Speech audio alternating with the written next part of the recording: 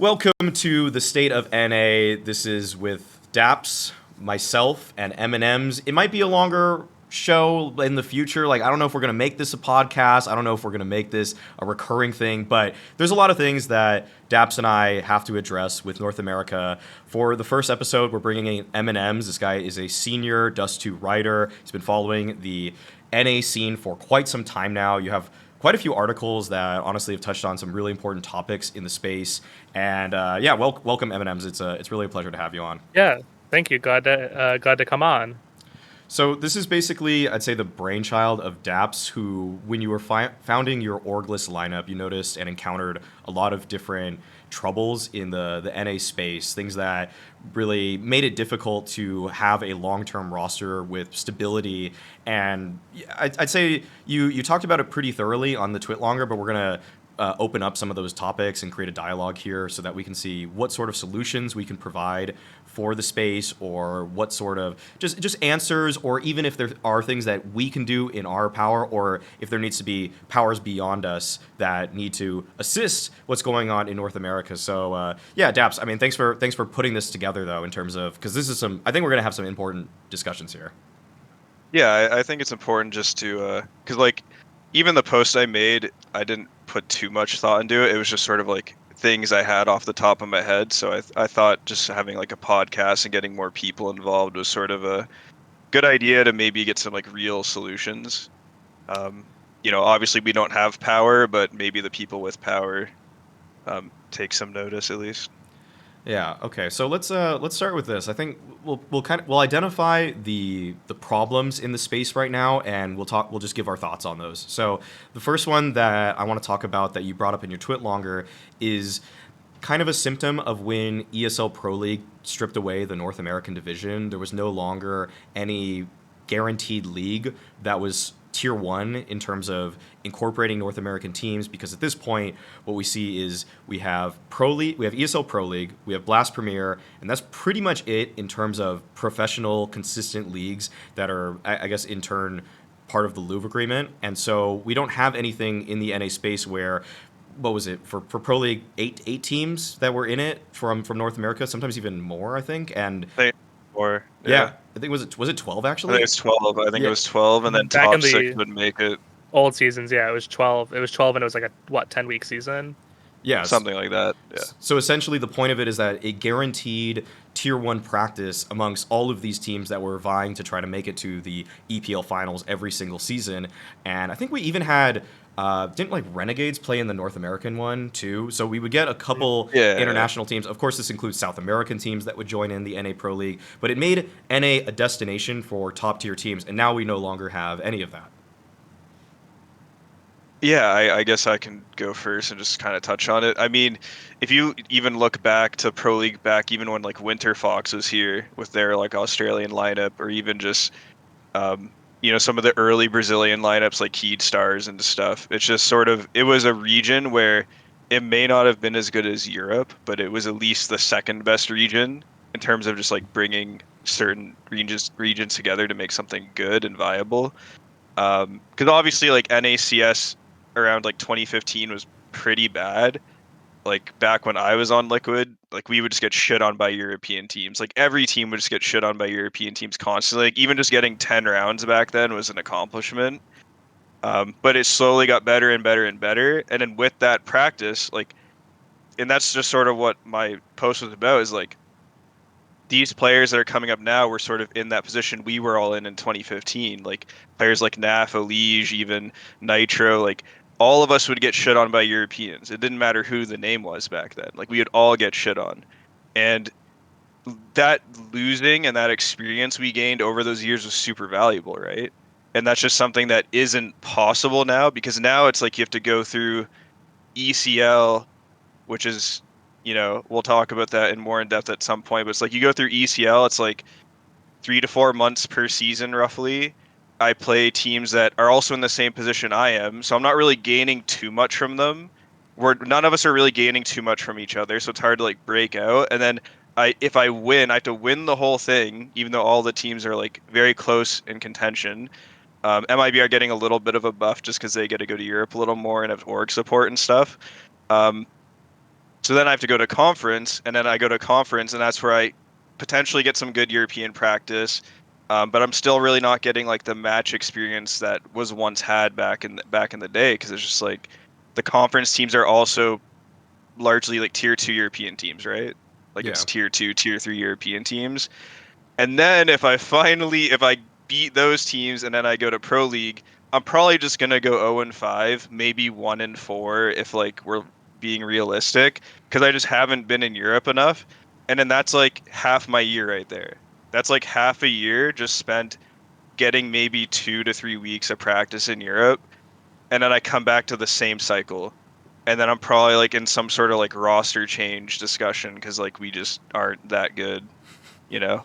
Yeah. And I'm not getting, and Yeah. most of these teams aren't getting paid either. Like you look at Bad News Bears and Party Astronauts, like they were probably in like low level discussions or mid level discussions with like some orgs, but even the salaries and just like support they're gonna get from those potential orgs they get get would just be like not worth it, or like it's not gonna provide them the value they need to get to that like next level, in my opinion.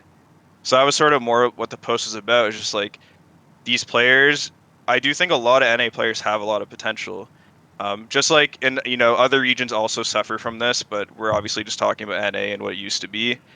So sorry, other regions, because other regions have been screwed longer than other regions have been screwed since the start, right? So, um, but in terms of NA at least, it's just hard because it's just like this is the region that sort of brought the rest of the world together that couldn't be in Europe, and now it's sort of a I don't know. It's It's kind of more of a a wasteland. wasteland. Yeah, I was gonna say Yeah, the same it, thing. it Yeah. really, it really is. It's just, it's not even close to what it once was. Okay. I think this actually could lead us to something we were probably going to talk about later, but I kind of want to know from Mnmzz's point of view, what you think about the value of ECL, of ESL Challenger League, and basically, if people aren't really following the scene that closely, that's just formerly Premier, formerly Mountain Dew Mhm. League. I mean, if you look at like ECL as a product, I think it's fine for some of those like lower level teams, like your Eroses, your Levitates, your things like that, where they don't get a lot of opportunities to play even good NA teams on a regular basis. So like playing Strife and playing like Bad News Bears and playing Party Astronauts is like still like a privilege for them, and it's somewhat exciting. But as Dap said, like when you're at like that level, you're at the Orglis level, you're at the Party Astronauts level, you're at the Bad News Bears level. A lot of those teams you're playing, and I've noticed this has been an issue for a long time. A lot of those teams you're playing are completely almost are near worthless in terms of competitive like improvement because they're so far below you. They're teams who have just come up from advanced, and so maybe only 3 or 4 times a season you get to play a best of three against teams that might actually help you improve a little bit. Otherwise it's just complete blowouts like we saw with like B Hop, Arrows. I'm trying to think like last season, especially B Hop, which was our Stanislaus team. I know they were just kind of pugging it out and they weren't really trying that hard. But for a team like Bad News Bears, you're obligated to play them, and it doesn't really provide much. Like it's kind of a waste of time when you're just doing like a 16-4, 16-5. Yeah, yeah. I think when I think of kind of the teams at the top that I saw compete internationally a little bit more of ECL, so I'm talking Bad News Bears, I'm talking Party Astronauts. One thing that is even more valuable that we're missing right now is the lack of higher pressure LAN sort of experience, because when they went to the most recent RMR, for example, Party Astronauts, they could have beat Imperial, but they had land nerves, and Hmm. they really blew it in some ways where it was almost uncharacteristic to watch them. Maybe I'm giving them a little too much credit in terms of what I think they should have done in maps 2 and 3 against Imperial when they already had won the first map. But I saw what I would consider uncharacteristic errors from a few of their individuals that just would not have happened if they had a little bit more experience, whether that's just because the thing is that the RMR was in a studio. I'm pretty sure they started moving EPL later seasons into at least studios some of the times, and there was some online, and then there was some studio stuff. And They if went from online. They went yeah, from online to like the 12 team online to like the 8 team like studio event right, when they that was what like I think 2019. yeah, okay, Yeah. okay. So even having a little bit more of that experience could have essentially sent a team to the major from the NA region. So yeah, the lack of, because ECL is, it's cool, and I think right now I kind of want to talk about like is like the we were sort of proposing or kind of like pondering the value of ECL in general, and right now it feels maybe a little bit too top heavy for me. Like when you talk about the skill difference between the bottom of teams that just came in from advanced versus what I would say basically the playoff teams, it seems huge. It seems like maybe, I don't know, daps, maybe you have more to say about like what does it feel like playing against party astronauts versus levitate? Oh, I mean, well, okay. I mean, again, anything I say here, I'm not shit talking anybody, but Sure. obviously, like, Levitate's not even close to PA Mm-hmm. in terms of just like that level of CS. And it's not even like tactics necessarily. Like, I scrimmed a team called Brazen, I think, Mm-hmm. and they were actually like, in terms of tactics, I thought they were better than some of the better teams, but the better teams just had better, like higher skilled players. And in my opinion, at that level, you can kind of just get away with having better players and just Yeah. like the tactics matter a little less, especially if like some players don't shoot back at all. Um, so yeah, if you're comparing those two teams, it's pretty night and day. Like I don't think Levitate would ever beat PA in a BO3 like 10 out of 10 times probably. Okay. Like it's very unlikely. Yeah, when you like look at the disparity between let's say like top of advanced and bottom of ECL to the top of ECL, for example, Mythic, a team that just had two players, Freakazoid and Cooper, come out of retirement, they're just completely blowing through advanced playoffs, and there's really no team. And I like Flom's an experienced player, Cooper's an experienced player, Freakazoid's an experienced player, but I wouldn't really consider them like pro players. It's obviously more about the stream. It's more about the entertainment factor of the game to them in a degree. And the fact that none of the advanced teams can even like dent their armor is kind of tells you about how like top heavy the NA scene is right now at the semi-professional level. And I want to come back to what you said about like land nerves for players on party astronauts. I think, correct me if I'm wrong, but wasn't that Viz's first ever LAN event? I don't think he's even been to Fragadelphia before then. I think it's his first LAN, and it's also his first ever time in Europe. Actually, just to give him some credit, I wouldn't say that he was the one that blew some of these situations, but everybody was performing a little bit Right. worse than. I mean, than still, standard. for even, John G, he's only been to Europe maybe 2 or 3 times. Ponalone, I think, has only been there like once. I think maybe like one like maybe like one I think conference that might event have been before his that. first time, Really? So yeah, potentially. For I, Pwn, or Unless he it, went there in 1.6, I have no idea. I think he it played really, it 1.6, honestly, but it really yeah. honestly could have been because I mean, Ponalone was kind of a player that like was very much like a product of like like he's never really been called up to like a team of like an Echo Fox or like a CLG or something, until like he's been kind of disregarded until relatively recently, I think. Because yeah, I don't think he's ever been to Europe until before then too. So I mean, the whole team, doesn't get opportunities to play on European lands or even really lands that frequently. So it's definitely part of the reason they can't be taking these extra maps against the likes of Imperial is because they just don't have the experience Imperial has. okay, yeah, yeah, go for it. sorry. Yeah, I think to touch on it too is like obviously being in Europe's really important because that's by far the best practice you can get in CS for the whole history of CS. But it's just the fact that like we can't even scrim Liquid or like EG or Furia on a consistent basis. Like obviously like they came back for the RMR and we got some good practice then. But even then, like I'm not even really getting to play matches versus them unless I make it deep in a bracket. And then it's like if I do play them, that's my one chance maybe in like the whole year that Yeah. I'll ever play Liquid in a match.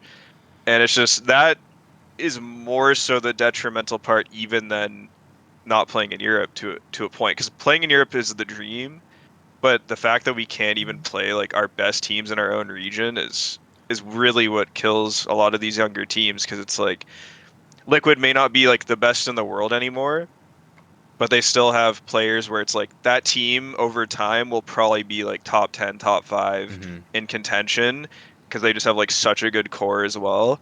So it's like not being able to scrim versus that team most of the year is pretty detrimental for a team like PA or Bad News Bears or Strife or all these teams, Yeah. it's Yeah, pretty definitely. hard.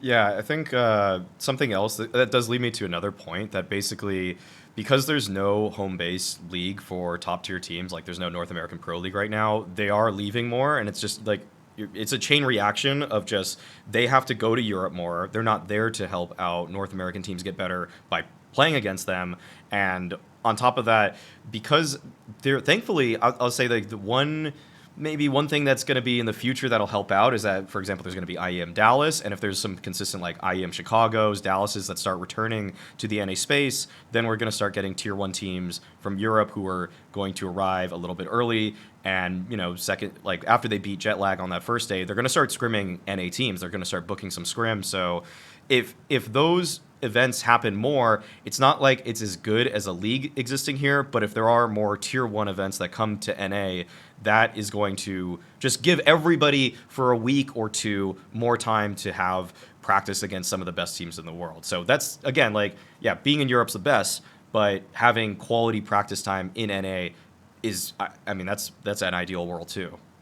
Well, right now it's like I don't know if we can necessarily judge what the LAN circuit will be like in 2023 and beyond, only because I feel like we only have one big LAN event, IEM Dallas, in North America this year. Yeah. And I do feel like that's kind of like a consequence of us coming out of the COVID era.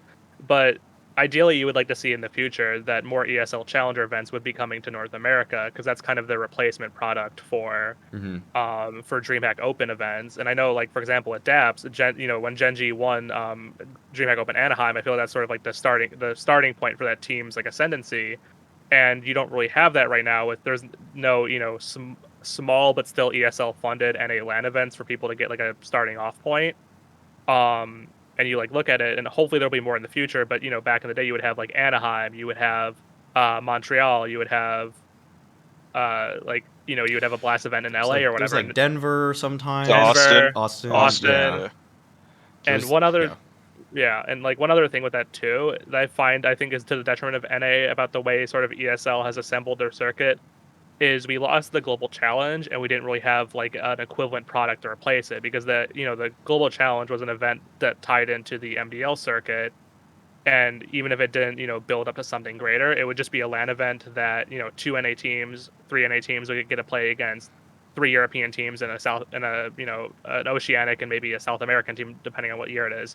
And ESL hasn't really come up with like a replacement event for teams to play in with that. So we can't like look into, we can't divine what ESL's plans are for the future, but you would hope they would start returning some of those events to us, because teams do need LAN practice against tier 2 European opposition.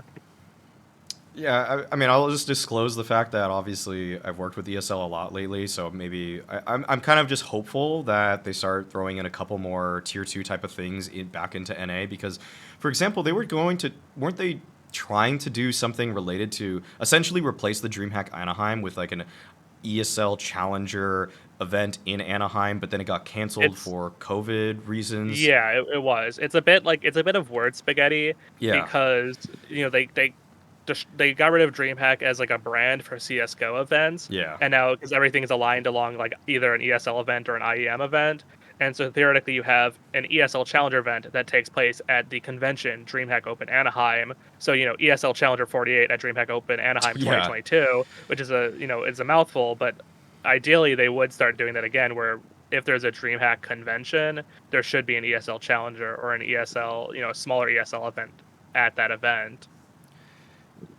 I think it's kind of an interesting topic too, because I think, well, one, I think the ESL World Ranking is dog shit. Yeah. For one, it's absolute trash. Number two, I think there's positives and negatives, because one, obviously teams franchise so that they can actually make money and not lose millions of dollars a year, hopefully. But the other negative of that is I think they have obligations to go to certain events, which also means that they also get points for ESL World Ranking, which means that tournaments like DreamHack Anaheim or these smaller events that would have more so been for tier 2 teams, there's more reason for tier 1 teams to go to these now, which means it just keeps filling the slots up. And obviously for viewership and obviously for everything, everyone wants to see the best teams, but it just kind of, it hurts the ecosystem on the bottom end a lot, to where, obviously people want to make money. That it's a hard question, right? Because it's just like, what do you do? It's like, it's better for a certain part of the ecosystem, it's a negative for the other part. And I think one thing that it's hurting too is just like, the other thing is like, these players aren't getting better at a fast enough rate. So like in my post, I kind of made it seem like it's impossible. It's not impossible. It's just like what would have maybe taken me like 6 months to a year is probably going to take 2 to 3 years for some people now. And it's like a lot of people don't have 2 to 3 years to make like $1,500 to $3,000 a month. You know, like it's Right. not cheap to live in NA. We don't have the Swedish government pumping money into our bank account. Like there's countries where it's easier to like live unemployed or whatever. But the point is it's just like, what do you do? And I think it also can maybe hurt top tier teams long term because you're kind of forced to just get the experienced players and recycle them because you just don't know if any of these players are good or not. It's too big of a risk, right? Like they could be good, but there's no ecosystem to really let them show that they're good. Like even a player like what's a player I can think of like that Hexed guy. Mm-hmm. Like individually, that kid's like pretty insane, right? But you don't really know much about him. You don't really see him play anyone good ever. So it's like a team like Liquid, EG, all these teams, they'll never get him.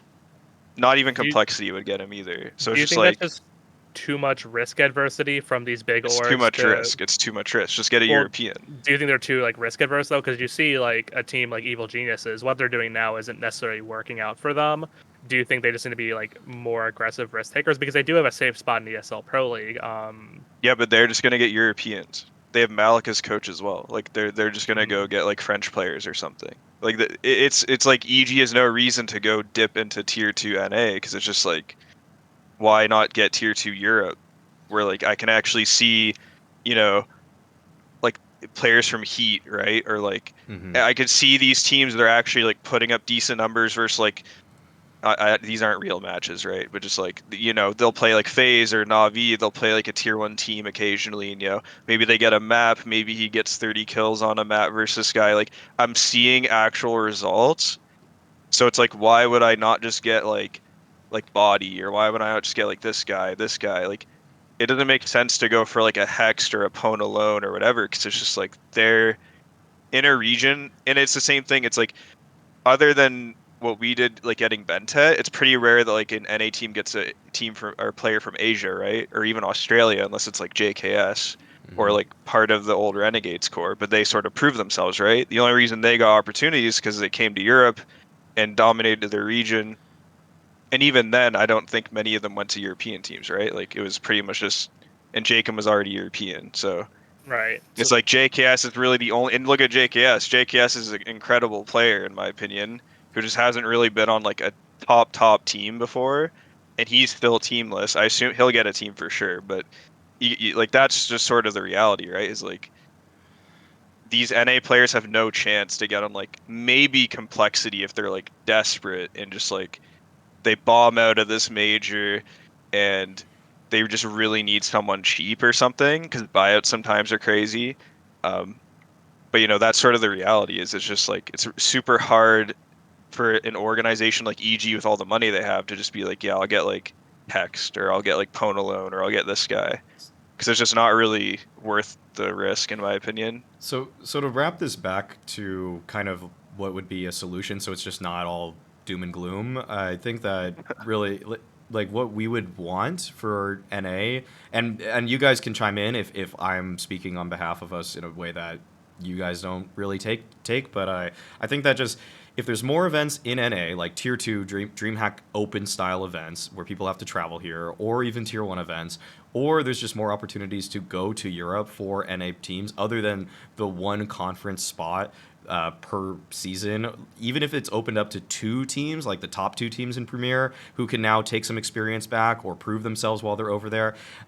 Even like the Pinnacle Cups or Home Sweet Home, it would be cool if one of those every now and then, like a relog, just decides and says, "Hey, we want to do a tier 2 NA invite."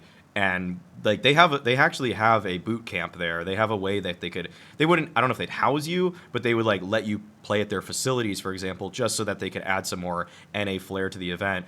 Things like that would just go such a long way so quickly in terms of propping up the tier 2 players, making like showing that they're acceptable in terms of their results, or like even an individual's 30 bomb that they drop, like you said, against FaZe or something. Like if they can show that sort of just ability, then it will draw more attention back to NA. It'll make people believe. It'll like create a narrative that travels with them from continent to continent, so that because it's pretty cool when you see that Floppy did really well at Pro League finals, and OC did pretty well at Pro League finals in like whatever a couple seasons ago, and then when they came back to NA, people were like, hey.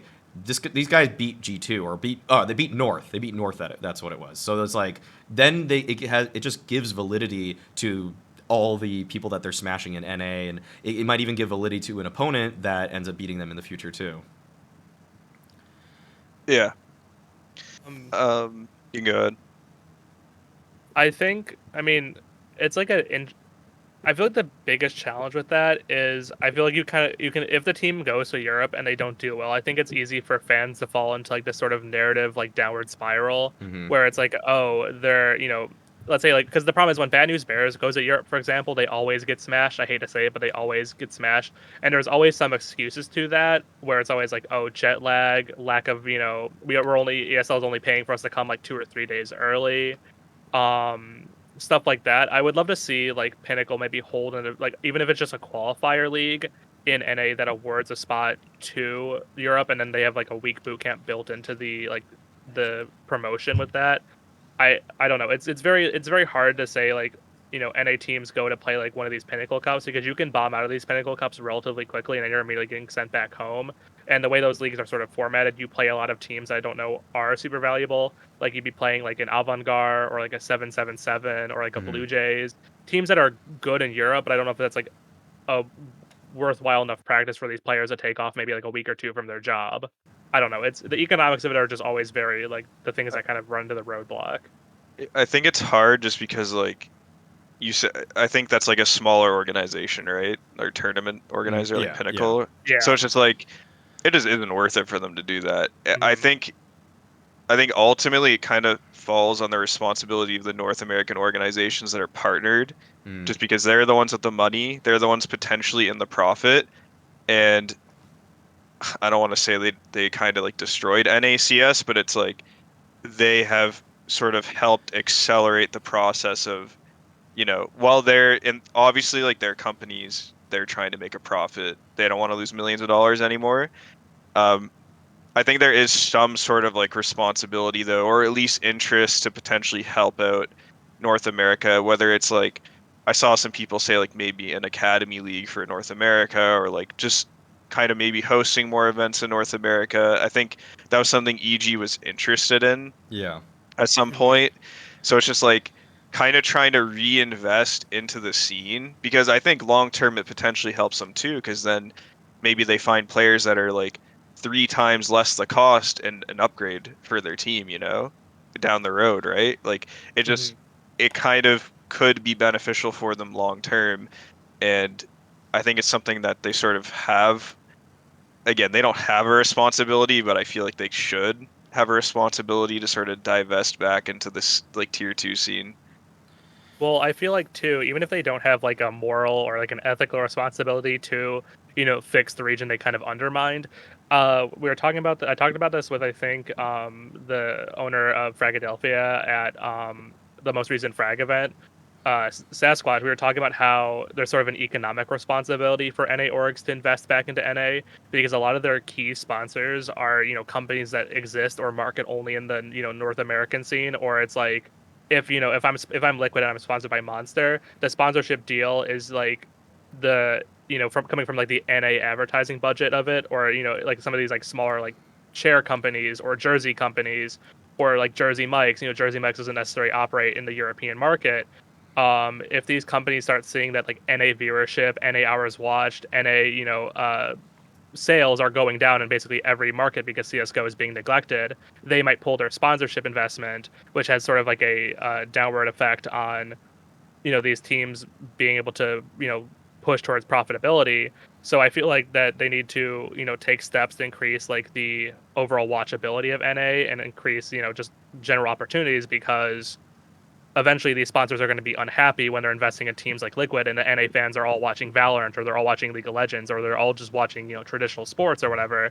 If, most teams kind of require to an extent NA because that's where the biggest sponsorship deals are going to come from. So it's in their benefit to support the NA scene and sort of regrow it to an extent. I think that could take us to, unless you have a follow up to that, Daps. I think that what's interesting is how, compared to like you brought up Valorant Mnmzzz and how a lot of people are just going to tune into that. Daps brought up this idea in the before we started this about how. What did I write down? Just like Valorant is inevitably going to go to a franchise model, or that's at least what's been indicated in just kind of multiple areas at this point. So when this does happen, there are going to be orgs that are left on the outside of that franchise. Let's say it's 16 teams even. There's even more orgs than that in the Valorant space right now. That, in a weird way, it's almost like we kind of, as NACS fans, want this franchise thing to speed up and to happen already, because then some of those orgs that still want an FPS team might say, hey, the way people talk about them is the Mickey Mouse tournaments. That's all that's left for Valorant people once they're outside of the franchise model. And so they might choose to come back to CS.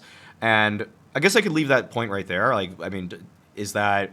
would you guys recognize that being a possibility to help reinvigorate the NA space for CS?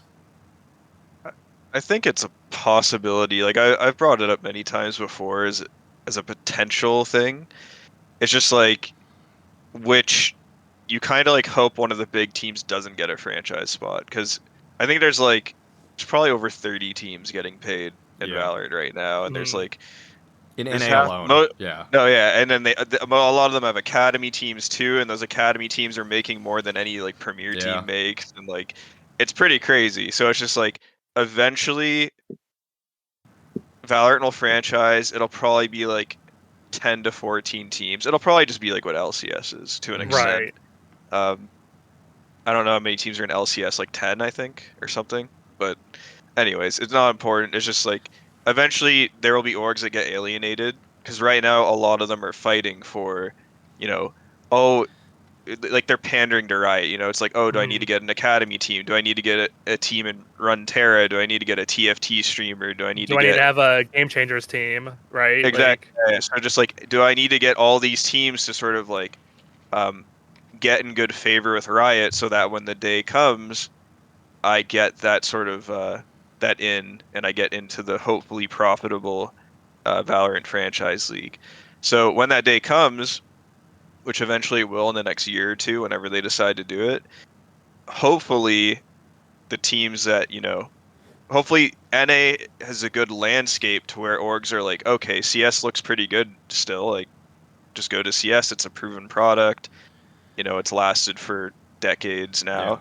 So why not just go back to CS, tier 1 game, and then hopefully by that point the NA scene is more like alive and bustling, and there's more reason to invest in it. And then, I don't know what the buy-in is exactly for that agreement ESL has or whatever, or even if Blast allows people to buy in, but maybe even more people start buying into that, and then it just sort of like, hopefully the system's better overall, right? Right. I mean, you look at the future, and it's like there's some teams you kind of already know will have, let's call it a VCS slot, a Valorant Championship Series slot or whatever. Mm-hmm. Your Cloud9s of the world will definitely be getting a slot because they're a preferred partner of Riot. 100 Thieves will definitely be getting a spot. They're a preferred partner. Dignitas, definitely, Evil Geniuses. Liquid will be in the European ones, so that doesn't necessarily matter.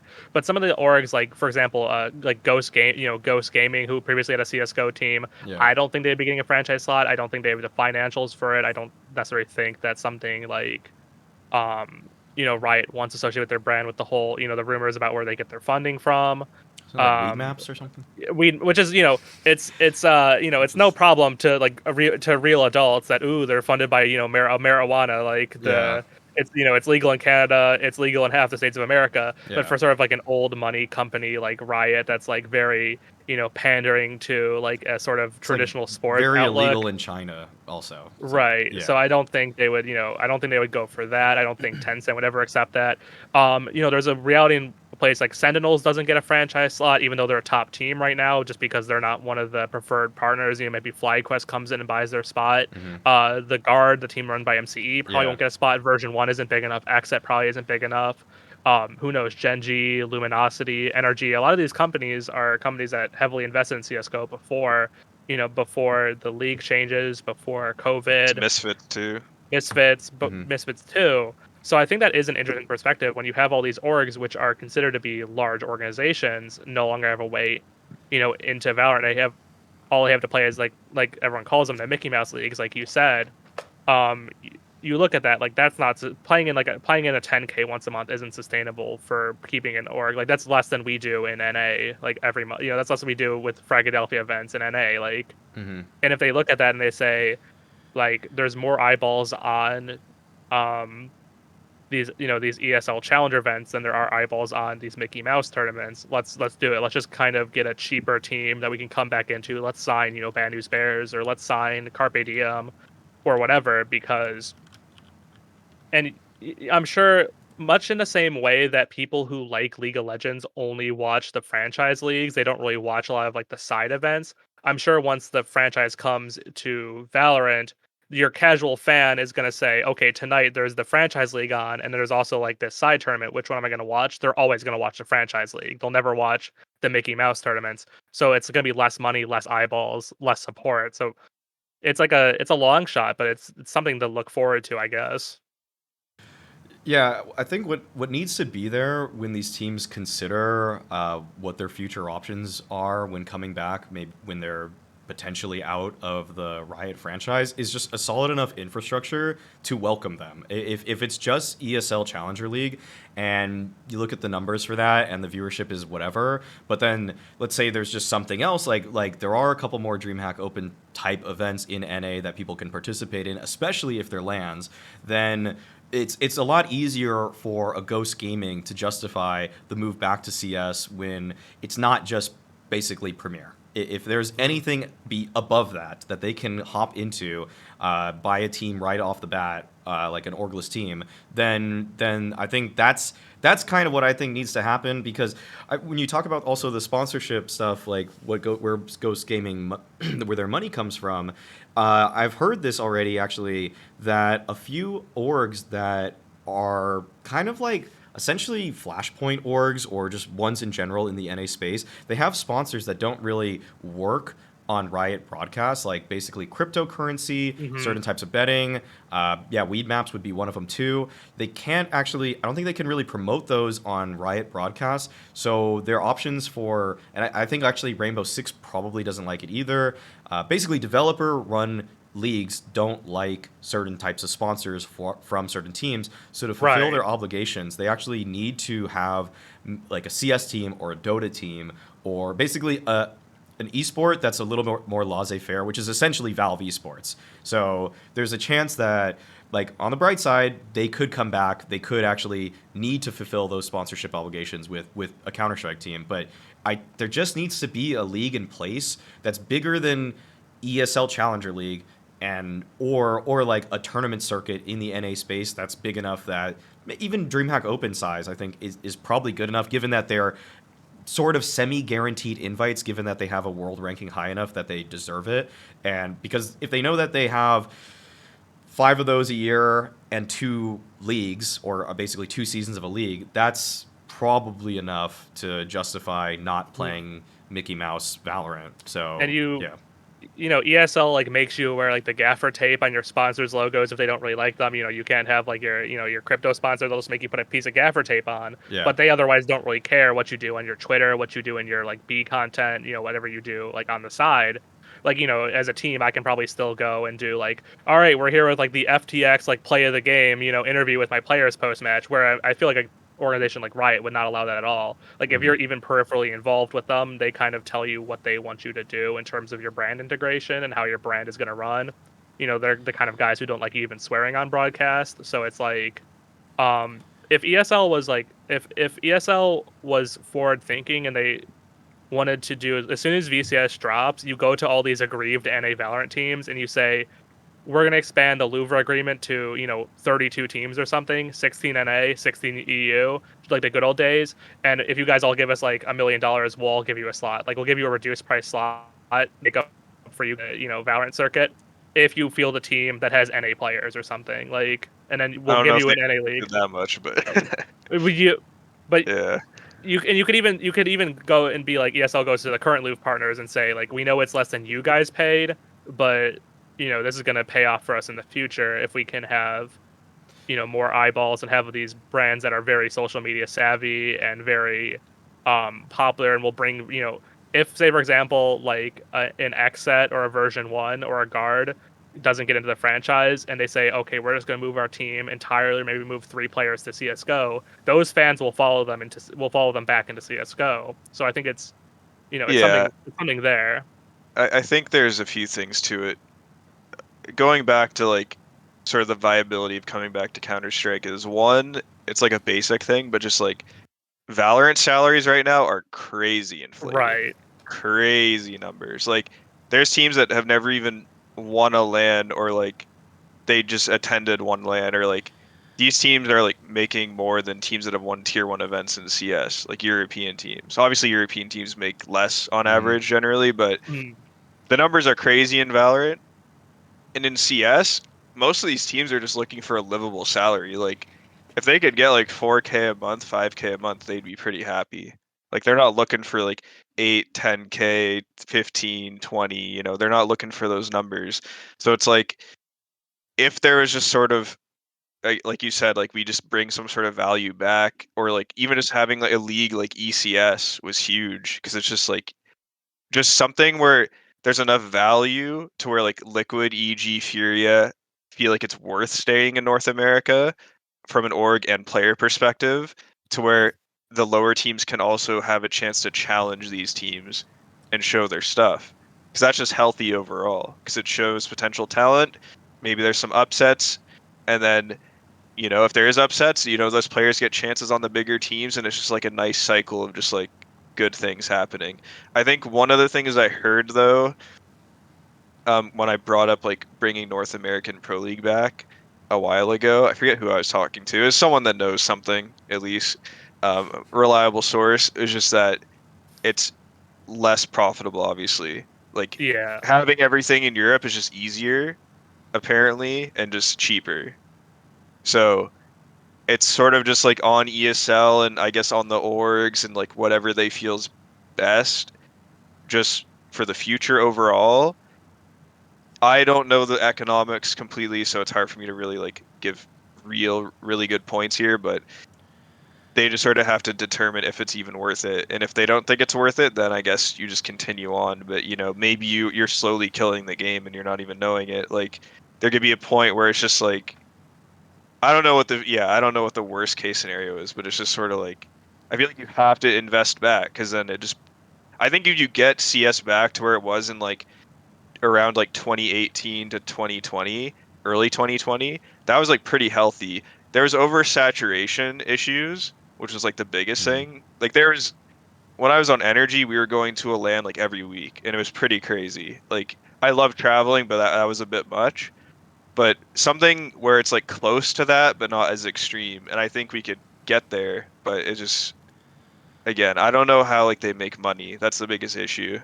Hmm. I know they still have, so now that ESL and Faceit are partnered, they still have the studio that they ran Flashpoint in, and Pop Flash, and I think they do Rainbow Six for Faceit there. Now all of that studio should, I mean, it's available for ESL use because I don't think the Burbank studio is still functional. So it would be, I think, almost using ECS like branding for the Yeah. NA side of things and making it a separate product in terms of like the look and the feel of it would do a lot in terms of having that sort of infrastructure that needs to exist for a team.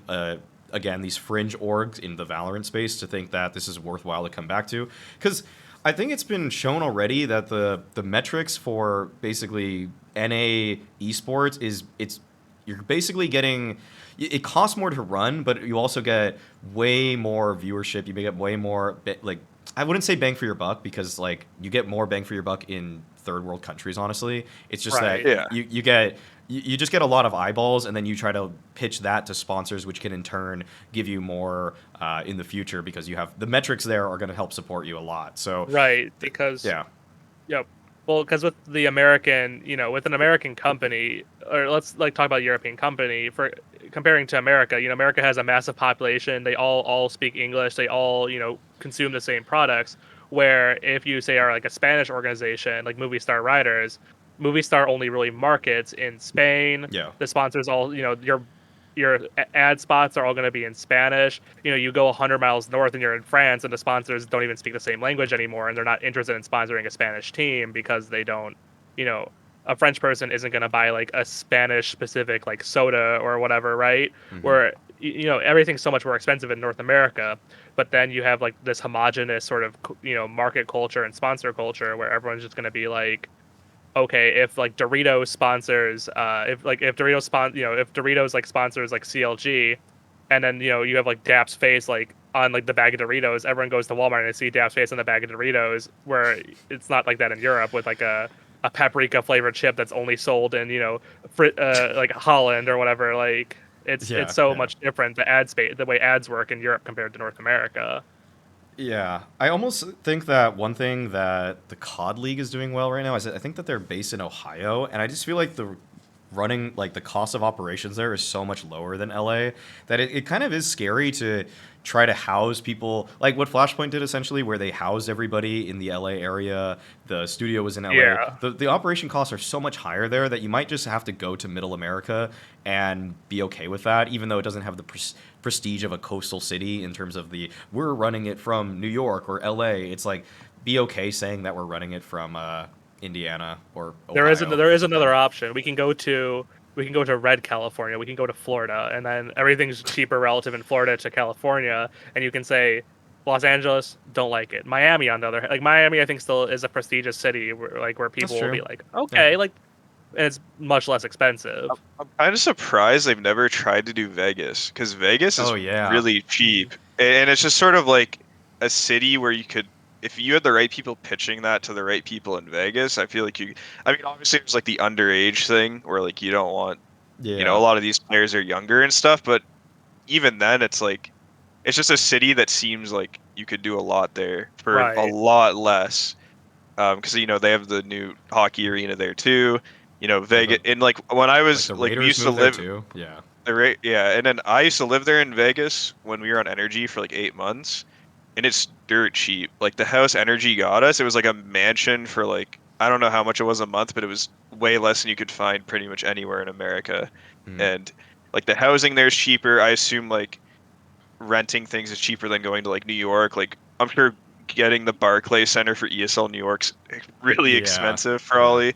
And then just like you said with LA, it's super expensive. I don't know, like Texas is cheaper too, Oh but yeah, Texas wouldn't be bad for a lot of let's do Texas, like places. yeah. Nevada or Texas and just have like a home base there or something. And you Well, know, that's where again, I'm not that's too where sure, but Row used to base their team out of, right? Like that's where like Cadian and those guys lived They when were in they in like Vegas, MSL. right? They're in Vegas. Yeah, I think Yeah. they were.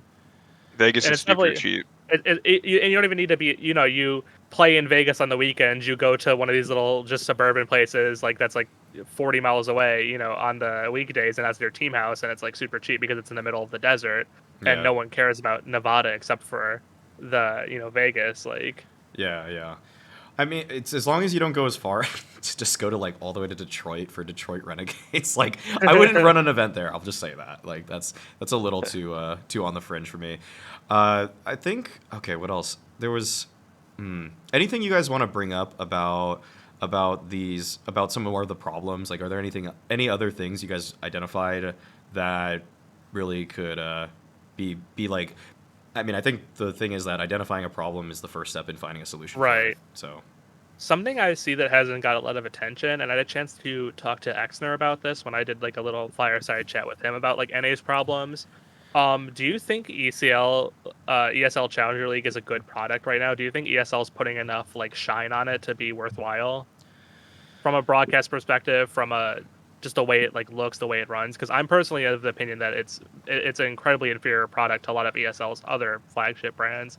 Like even comparing it to ESL ANZ, where you have those guys all in the Australian studio compared to NA where you have them coming on webcam mics. It has like the same production level of like a podcast, and you have it run from a studio. You have it run from a studio in Eastern Europe that doesn't run B-roll, that doesn't put up graphics correctly, that auto observes it. And it kind of shows when even a top level when Party Astronauts plays like MIBR in playoffs, you're only getting like 4,000 viewers on, or honestly less, like 2,000 viewers on like a playoffs match because I think part of that is just it feels cheap. It feels like there's not a lot of effort being put in. Yeah. I think that it's very fair to say that if you have a studio component to the broadcast, it makes it feel like it's a much higher quality product. And it's a webcam broadcast nowadays is basically where you just get either super fans of the region, like a lot of the same, and I see the same people in NA ECL games in chat that I always do. Yeah. Or you get like degenerate betters. That's basically the two different people that are in those, and that's kind of what a lot of like home sweet home cups and stuff like that, because it's just webcam broad pinnacle cups. They're just home. Right. Yeah. If you even elevate it to the point where it's like a fun spark where they actually did have a slight studio component, even though it wasn't that good, I think the broadcast quality was much higher, and I think the viewership reflect that too. Didn't hurt that you had a couple better teams, but sometimes the teams you get at that Fun Spark event I worked earlier this year, it's not that much better than like a Pinnacle Cup, and yet the viewership definitely was better. So I think that those kind of elements definitely make people believe that this event has more gravitas than a webcam event. I don't have too much opinion on this topic. Okay. I mean, yeah, I don't. I watch some VODs occasionally, but if I rewatch a match, I watch the demo. So Well, I don't really watch the production side of ECL ever. Yeah, I mean, you're on the more hardcore side though, right. of people that are just studying the game for sure. Yeah, so I don't have too much of an opinion on this. It's like you say, like it's the same like 5 people in the ECL chat. It's like if Strife isn't playing, it's like Stamina, it's like Sixy, it's like it's a Russian guy, and it's like a caster, and you're like, oh hey guys, how's it going? Like funny bumping into you here, and then no one else interacts with the stream because I don't think anyone else is really watching that intently. It's only the super hardcore committed fans. And if you think about it, like there's people like, for example, daps. Like daps is a former pro player. He should be a bigger draw than he is, and I think that's not because of anything you did. I think that's just because ESL's not doing anything with the fact that they have Stanislaw. They have Stanislaw in the league. They have daps in the league. They have MIBR, a tier 1 organization, run but they don't do anything with that. Like they don't barely run B-roll. The interviews are very shoddy. It's very like slapdash put together. They should be putting more Twitter content out to expand on the league instead of just like static graphics. One thing I would love to see, I think we mentioned this at the very start with like the way the replacement product for the Global Challenge. What if you have top 4 of ECL played on LAN in the Burbank studio, and you don't have to have a crowd there, so you keep costs down. You invite like Darth Mike and maybe one other person to be the casters. You invite 4 teams, so 20 players in the studio, and you run it out of there in over 2 days. That would draw so much more viewership than an online LAN experience. Better viewership. Yeah. Darth can have the chemistry with someone on the desk instead of just like, hey guys, it's me and my friend my other caster is up here, and then tech pause, and then Valve pushes an update, and then you have to match medic it. Like there's definitely things they could be doing to increase the watchability and the natural intrigue of these events. Even maybe Hollywood it a little bit, like get the players in their face, because from going to Fragadelphia, like these players have like good personalities and they do have interesting things to say, and you could market them better, but the way it's set up right now, players don't really have an opportunity in conjunction with ESL's broadcast to really become marketable. And I think that's an important step for players. Like if Stewie 2K never had an opportunity to show off his personality, then I don't think he would be really here as big as he was today, for example. Some of those like DreamHack Open North America events when they were just online via webcams, and we just saw like, I remember one moment where like Wolfie put on sunglasses as he was playing and stuff. Like those kind of little things, like not Wolfie that was on Ecstatic, but the other one with FFE. The one with an E, yeah. Yeah, that guy. Like those little personality moments could have garnered so much more attention if it weren't just a webcam tournament. I actually just pulled up the numbers to like kind of see what a loose comparison would be between like having a studio component and not. So basically, for the FunSpark event, on one of the early days of it, it was like Entropic versus Ecstatic, like lower bracket game. The game got maxed out at 28,000, over 28,000 viewers, live viewers. And for Vitality Skate, which was part of Pinnacle Cup 3, like Vitality is a way bigger team than either of those. It only maxed out at 17,000, and it's on the same Twitch channel. It's a different tournament, but the FunSpark one has like more components to it, and I think that helps like ramp up viewership throughout the day. And it also helps retain viewership. So yeah, I think like just adding a studio component, even if it's simple as putting Darth Mike and whoever into a studio, it just makes the whole product feel a lot more cohesive. And even if daps type people don't watch that part, like there are a lot of more casual people that do they do appreciate that stuff a lot. Because I mean, oh, sorry, go ahead. I think it's just sort of like, at least from a player perspective, like when I played ECL, my whole goal was just to like go to the major, really. Yeah. Like I kept telling my team, like, ECL is like, it's not important, but it's not a concern for me. Like if we don't make the conference, I don't really care that much. As long as we like show a good face at the RMR and like we show progress. I think touching on the point you guys made just about like, my opinion is ESL it doesn't seem like ECL like matters is sort of the big thing. Like it just, you can take it even further than just the production value and like marketing. It's more so just like, even as a player, it just felt like this league literally means nothing. It's like I have to win to get conference, and then even no one's gonna really watch the conference either, and then I'll finally get to pro league and get shit on, and that's just like what the whole like system feels like. And I think if you make ECL feel like more important and just add way more value to it, like you said, I think it would help a lot. Even like I think the suggestion of like doing top 4 on LAN, so you're just like increasing the stakes, giving some LAN experience. You can increase production value, marketing. Ideally, I'd have like top 2 make conference, to be honest, but you can't have everything. Right. So I would take the top 4 on LAN and then have like more high stakes stuff. I would even do top 8. I would just do straight playoffs on LAN, honestly. That would be that'd be insane. For some of these smaller teams, yeah. Like that would make the most sense because like there are some pretty good teams, like you said, personalities.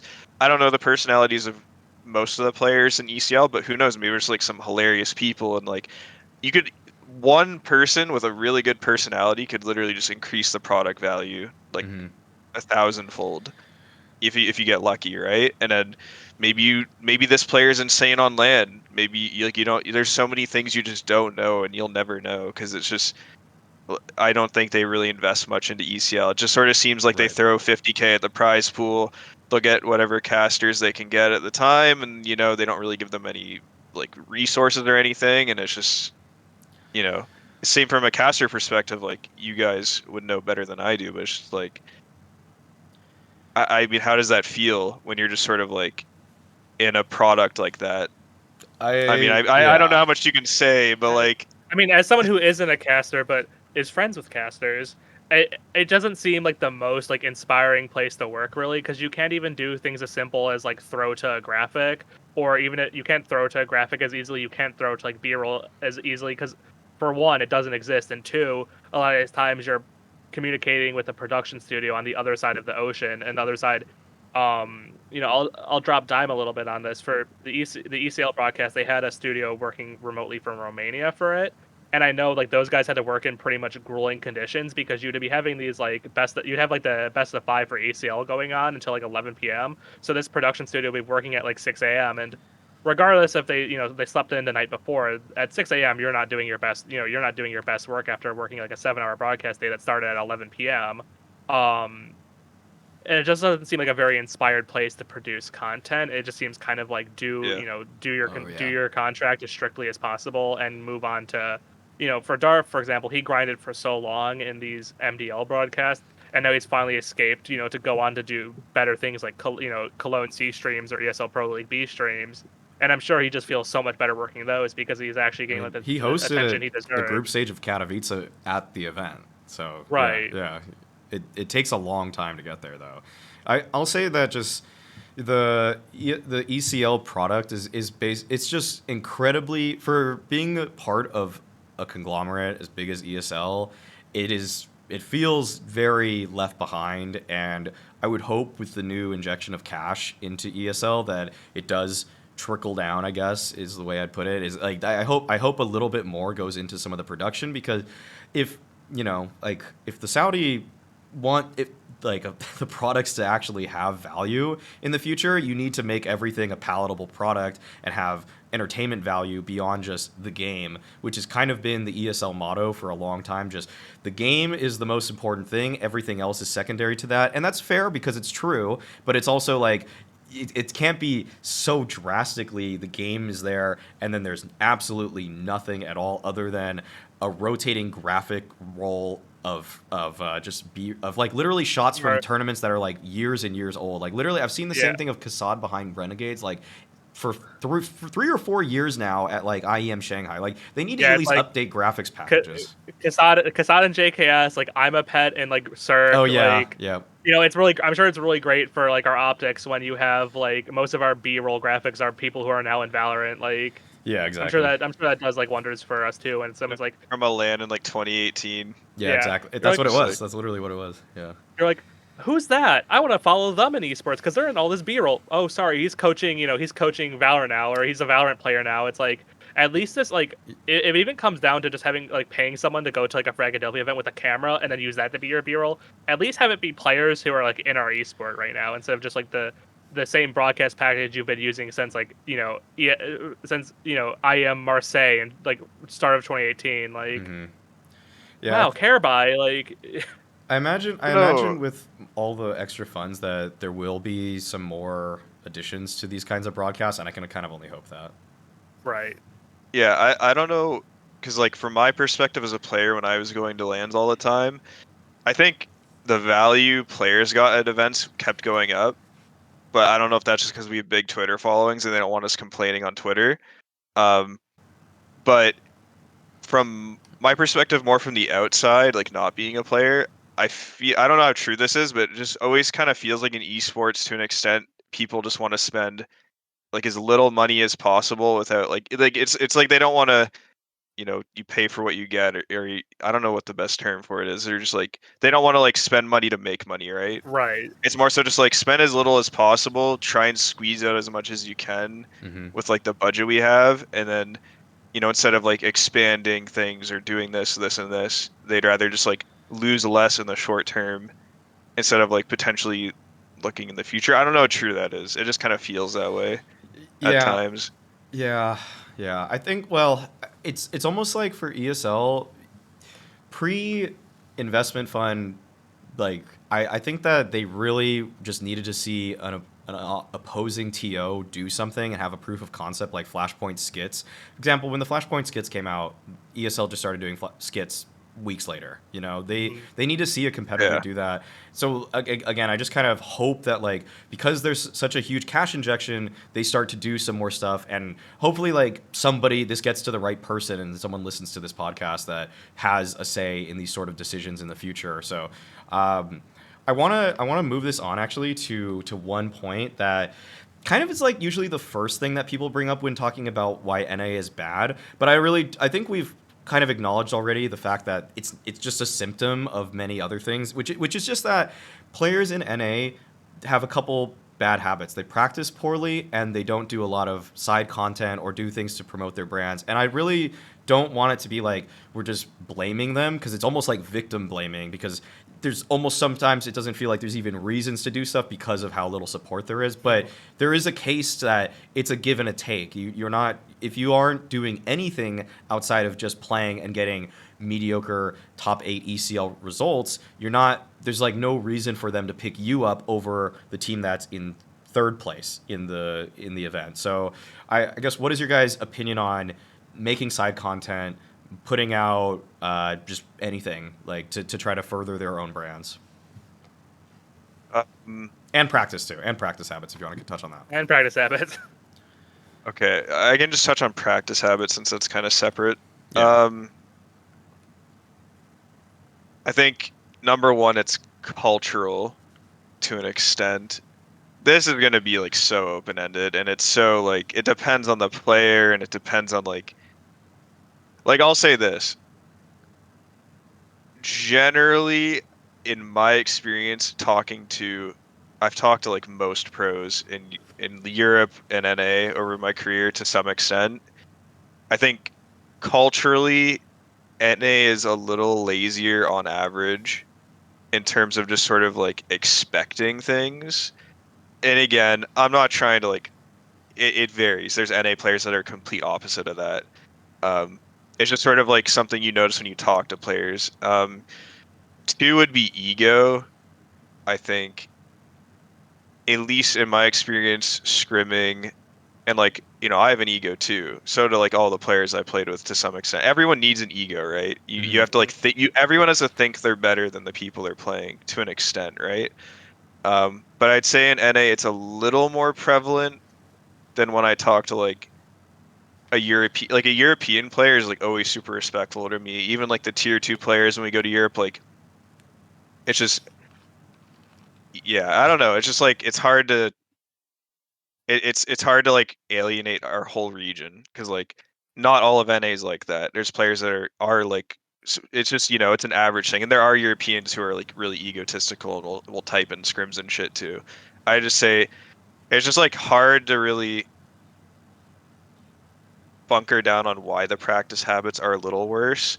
Um, I'll call out like one European team. I remember we scrimmed Vega Squadron once, and they were literally rushing Banana versus us with like sawed offs and stuff on T side, like in the middle of scrim. And like every team has those scrims, right? Like maybe your coach got 7 scrims and you're really tired the last scrim of the day.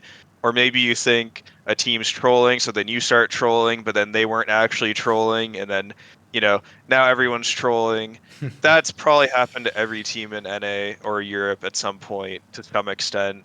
Um, or sometimes people aren't trolling, but they're like trying less, right? Like maybe they're going for more risky things, and it's not necessarily that they're trolling. They're tired, or maybe they don't care as much because it's a scrim.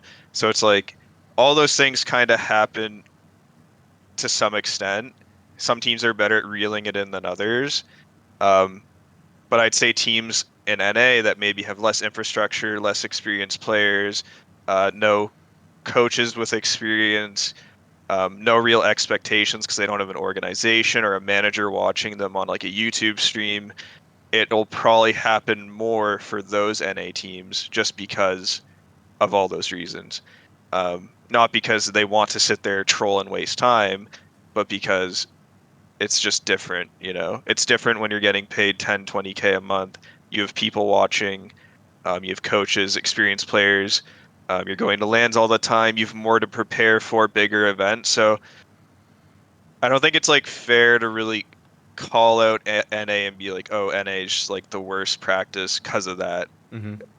There are like some cultural things I'd say, but I wouldn't say it's like the biggest thing. It's just sort of like there's less investment. Like if it was the opposite and Europe was in NA shoes, then I'm sure it would happen more in Europe, where like they're getting paid nothing. There's less expectation. NA just dominates everything. All the events are in NA, so it's like it's kind of the product of the environment. I'd say would be my main point on it.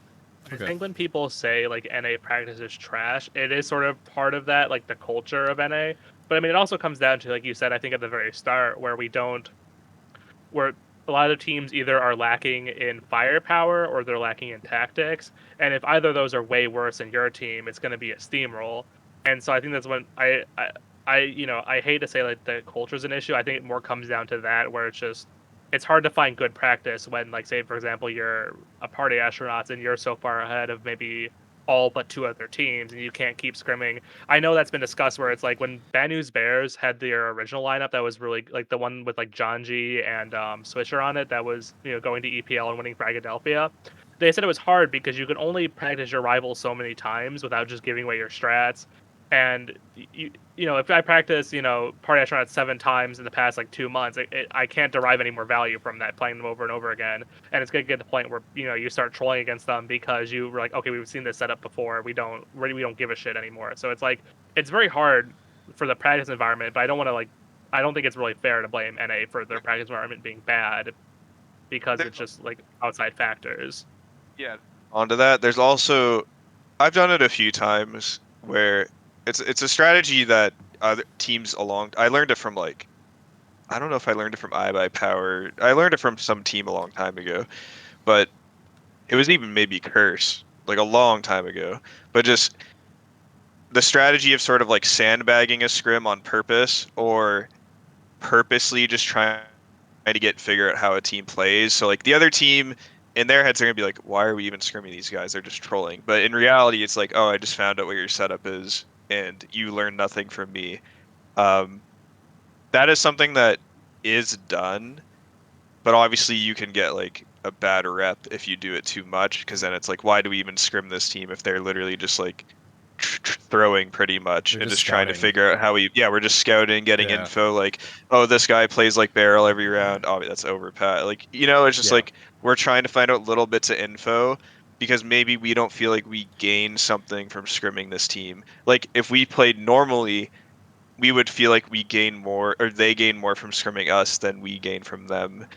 So that's another thing that can happen. Not even just in NA, like European. And then there's the other thing where like I noticed this more in Europe, but some European teams will just literally practice the same thing every round for Hmm. 15 rounds in a row. And it's like, well, now I'm not really gaining too much because now I just kind of know what they're doing. I think one team even informed us. One team straight up informed us we're just going to practice long takes the whole scrim or something when we were in Europe. And I'm just like, okay, well, you just ruined the scrim for us. It's Yeah. like, do I just play for it or do I just like let it happen? Or I just now Yeah. I'm practicing. Now you're forcing me to like practice around how you want to practice. It's kind of like, and then maybe, and then players don't handle that well sometimes. And then sometimes it pisses the IGL off. Sometimes the coach is like, I'm never scrimming these guys again. There's so many factors that can play into like why practice is bad. It's hard to like target one region or target one reason for it, to be honest. Yeah, I think that's pretty illuminating. Just the fact that it's not like, oh, all NA players just pug in scrims or something like that. Because I think that's a pretty big misconception that people just have. And I'm sure there is some truth to people having bad practice habits, but it's also like, it's not the root of the reason that the NA region is where it is. We just went over for an hour all these other things that are hurting NA way more than that. So I kind of wanted to get that out there. But the other thing, which I do think is relevant, is kind of like extending your life as maybe a player, but also just someone in the space is side content. Like Cooper tweeted something recently, just small, and I piggybacked onto it with a quote tweet. And like I think that like daps, for example, you did the Peakers Advantage stuff. I mean, how did you find when you were doing that stuff originally? Did it help your brand, or like did it help you with much of anything, or like because I feel like you were actually pretty established by the time you were doing that. Am I wrong? Yeah, I think I was on energy at that point, Yeah. and that Okay. was like the best team I was on. So, um, yeah, I'd say it it was just fun. Like I just Yeah. did it because it was fun, to be honest. But of course, any content you do will like help you to an extent. I think Counter-Strike less than Valorant. In my opinion, if you go to Valorant, you have to do content. It makes no Yeah. sense not to do content in Valorant. Like you're gonna potentially just blow up and Yeah. make hundreds of thousands of dollars off it. Yeah. So in CS:GO, it's tough because like wasn't even on half the Peakers Advantage episodes because I just was traveling too much, or I was, we had long practice days on that team. Like we would Hmm. do really long practice days back then. So it was just tiring, Like there's no way I would have streamed. Even just like playing FPL was a hassle because it's just like I get done like an 8, 9, 10 hour prac day, and then on top of that, I have to like watch demos or Yeah. anti-strat, so do IGL duties, and then or bring stuff for prac the next day, blah blah blah, whatever Chet and I were planning on doing, and then on top of that, with the travel, it's like impossible pretty much. And I'd say it's easier now, but again, it's not like you don't gain too much from it, in my opinion. And I think it's harder. I think it's better for tier 2 players. Like in my opinion, like people in NA right now who are like in ECL and stuff, like they should definitely like try and stream, play FPL as much as they can. Um, just kind of get their name out there, right? Because like when teams that are better than you are looking to pick up players, it's nice to sort of get. This is sort of like how I picked up Mixwell to an extent a long time ago. Is like I got to sort of see his personality on his stream and just like his comms, and just try and pick out like maybe what his positives and weaknesses are. Obviously, you can't make a full judgment off someone's stream, but you can kind of see to an extent, right? Mhm. And I think that's something that's very valuable for a team that's scouting players. It's like, maybe I'll just use Hext again because I used him earlier. It's like maybe I'm interested in this player, but he never streams. I don't know his personality. I don't know his comms. I don't know like anything about him, right? So it's even more of a risk than it already would be if he. So it's just sort of Yeah. like it's it's free value for players that are trying to come up. But obviously, teams in ECL have long prac days too, so it just kind of depends on I how just much energy you have and all that. I sometimes feel like the value proposition just isn't there for people who are completely like starting from fresh. Like let's say like I just start a new Twitch channel and I just stream FPL like from like day zero and I'm getting like 1 or 2 viewers. Especially for these orgless players, it's extremely hard because if you're on like an org, when you're done with your work day, you can go and stream, but you don't have to worry about like getting the bag or going to work or finishing your homework or going to classes. But for these players, it's often a consideration of half of my day is dedicated to my real life and half of my day is dedicated to being a CSGO player. Additionally, I feel like to a degree the golden age of if we're gonna compare like Valorant streaming to CS:GO streaming, Valorant streaming the big way you get big now is honestly just playing, in like their general queue and trying to become whatever the highest rank is, immortal or whatever. Radiant. Yeah, Radiant, thank you, yeah. Valorant expert, thank you. And it's like I feel like the golden age of streaming, FPL or God forbid, rank S is completely over at this point. For one, most pro players don't play FPL, and especially if they're not if they're not stateside most of the year, you're not going to have like big personalities like Stewie streaming FPL anymore and giving that attention to like let's say Stewie sees a nutty clutch from like a player like Hex in their FPL game. That's extremely valuable for Hex, but that doesn't really happen anymore. From pure entertainment value, you don't have like these big personalities like Tarek or Mo or whatever. They don't play FPL or Rank S anymore, so the streams overall less like entertaining. And I don't know. I just think the value, like, one, it's hard for orgless players to stream FPL for like 4 or 5 hours on top of all the other stuff they're responsible for in their day to day lives. And two, I think just the golden era of like FPL streams is a way to like gain followers, gain subscribers, and gain notoriety is kind of over, just because it's less. The people who play FPL now, I just don't think are as like brand savvy and aren't entertainers like they used to be to a degree. Yeah, Yeah. yeah, I could see that.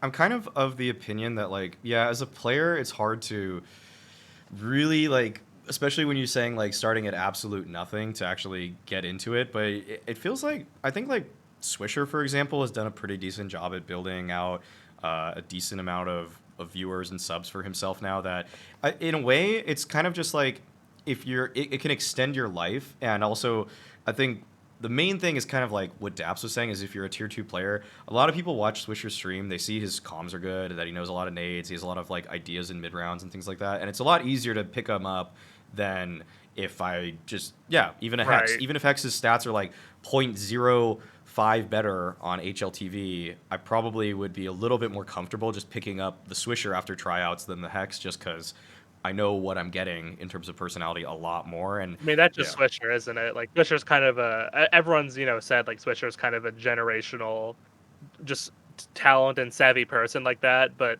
I think he's kind of like the outlier on the data set compared to most average players because he does have a good sure, personality. He is camera friendly. yeah, He does have good comms. He is a smart guy. It just I feel like a lot harder for a lot of these other players, especially because on sort of a meta level, there's like less they're like less like acclimated to um I feel like they're more socially awkward in a sense because they don't have as many opportunities to go to like MDL lands and to like get big attention and stuff like that. Circling back to the LAN issue, I just feel like it's a lot harder for a lot of these new generation of players coming from this new era where it's like just harder to be, I guess, is like media savvy.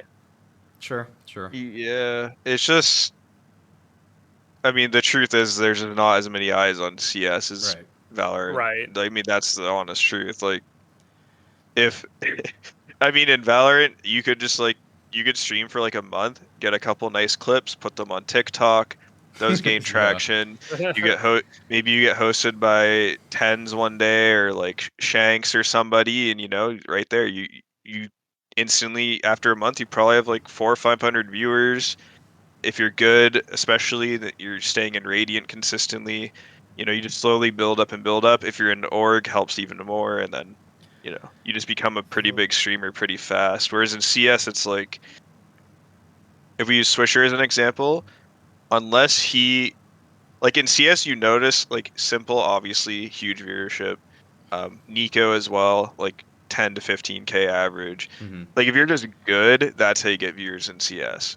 Or if you're winning, Yeah. is a big thing. Right. Like if even when like Twist barely streams, but like he'll pull in like 5 to 10K if he wants to. Hmm. If Elige streams, I think Elige is like minimum like 2-3K, um, and that's like on NA time zone. So and like I think most of the viewership's in Europe, so Yeah. Mhm. obviously European players are gonna get, or people on European time zone will get more viewers, but yeah, just sort of like if you're just good in CS, you get viewers, is what I notice, or like on a good team. Okay. But yeah, it's kind of I agree with Maui. It's just kind of like streaming is rough for NA.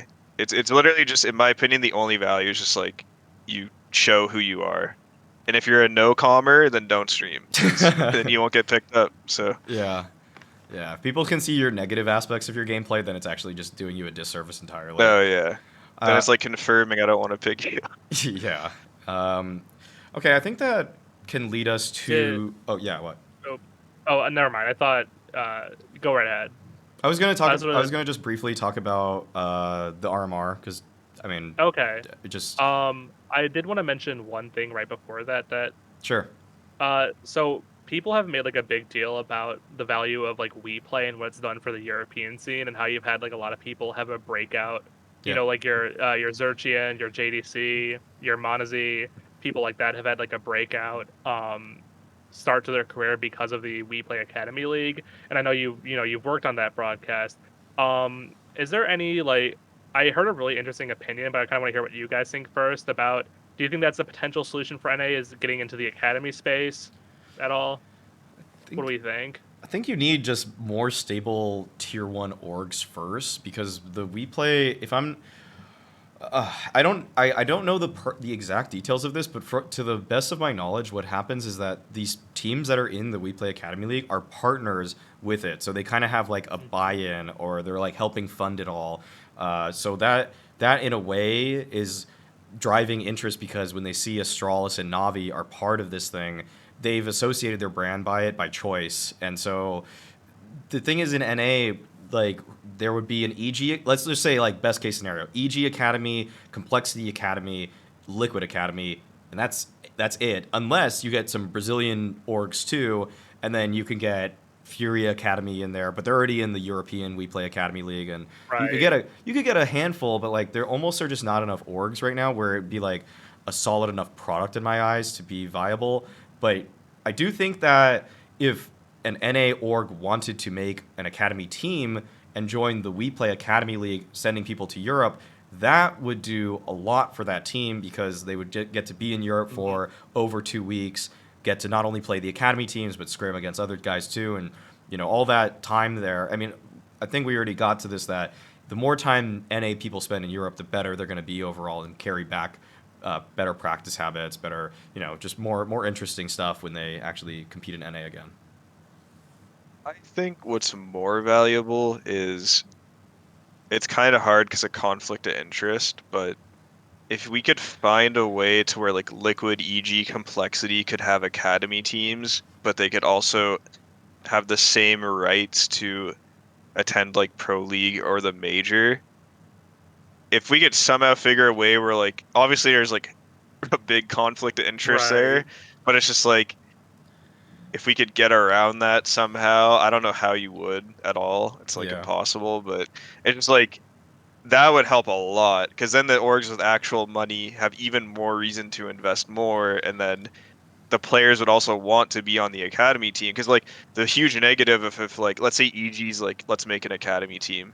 One, you can't make pro league now, you can't go to the major. Yeah. So it's like what player wants to like at that point they just have to get like an advanced team, Yeah. because Yeah. like It's gotta be way no more. like it's like you're not gonna go get party astronauts would probably be down to sign an academy contract if they still had the option to play and everything, right? It would make no sense not to be the academy team at that point. But since they just be removed from like making anything like huge, it's kind of, I don't know like if there is a solution there, but it's kind of just like that would be ideal With how personally. attainable it is to get a major slot from North America, like literally Party Astronauts were one map away from doing it. You don't want to be in that situation where you could get just lose out on an opportunity that ends up being way more Exactly. valuable. And making the majors a lot of money. Yeah. Just admit. Yeah, So. it's hard because like I was hoping like I would bring up the topic and we'd hear something about from you guys about maybe like some silver lining to why these teams would make sense to have an academy team. Unfortunately, I'm kind of in the negative camp as well, so it's not really a great way to save NA apparently because one thing I talked to a person who works for one of the big three NA orgs, and they kind of discussed why they're not really interested in getting an academy team is because, so for example, for like a team like Mnmzzz, the reason you have an academy team is because they don't have a lot of money to throw around. They don't have a lot of economic power to like buy, like say for example, a player from OG or Fnatic or whatever if they need to. So they try to lock down players when they're young, so they can just immediately bring them onto Mnmzzz. And as we see, that's what they literally did, Yeah. without having to like let's say like if JDC like got picked up by like big saw his potential. Now I'm Mnmzzz and I want him, I can't have him. Same with Navi. They got hurt in the past when they were trying to find a replacement for Guardian, a replacement for Flamey. They had that whole situation where they couldn't get Flit or they couldn't get anyone from VP because of just the way the CIS economics work. But for a team like Liquid, let's say they do want an NA player, all of them are either on no contract or the contracts have like a $2,000 buyout. So it's like a no. It's if I see a player like if I'm Liquid and I need a replacement for Shocks and I want to just get Hex, I can just get him for free right now. You don't need to lock That these was guys into an academy you don't need contract. to. There's no fence protecting the NA There's no fence protecting like the NA player like farm, so you can just run and grab hacks and run out without having to like pay a Well, buyout. the other issue is like if these orgs were to get an academy team, unless they're literally forced to get an NA academy team, they would just get a European academy team, because it's just like, Yeah. I'd rather farm Europe than farm NA, because at least my academy team in Europe's going to be getting quality practice all the time, and there's a higher chance that a prospect in Europe, like if I use like Minus for an example, like good kid, I played with him for like what 3 months. Probably one of the few 18-year-olds I played with, other than like Ethan, who like actually would want to like he'd message me to watch demos and like help him learn and stuff. Like that's pretty rare in a young player. And just like the amount of time he put in outside of the server was pretty impressive. So it's like a player like him, if I found like a version of him in Europe, I would just go with the European version, because it's like not only are they the same, but at least he'll get better quicker in Europe than the NA version of him, right? Yeah. So it's just kind of like, I guess the only barrier there is like you need them to be English speakers, but I mean most CS players learn English just from playing FPL and stuff, so The only that's two the other angles negative.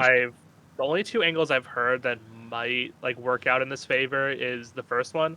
Do you think there's any risk of teams? Let's say like I feel like there was a reality in which EG went with a European team post Danisol lineup. You kind of saw like the primordial steps being taken with Malik, and they had Mihu, and they were kind of in Cirque, and they were kind of flirting with maybe being more European centric. Do you think there was a risk of like alienating your fans if, like, say for example, Liquid like they don't have a good year with this team and they go with like I don't know like they sign like Gambit, like they get the Gambit team. I know that's like a very extreme, like almost silly example, but do you think NA orgs can alienate their fans by having like a majority European team or a completely European team? And could that be a reason why they want to Um, maintain a toe in the water in NA?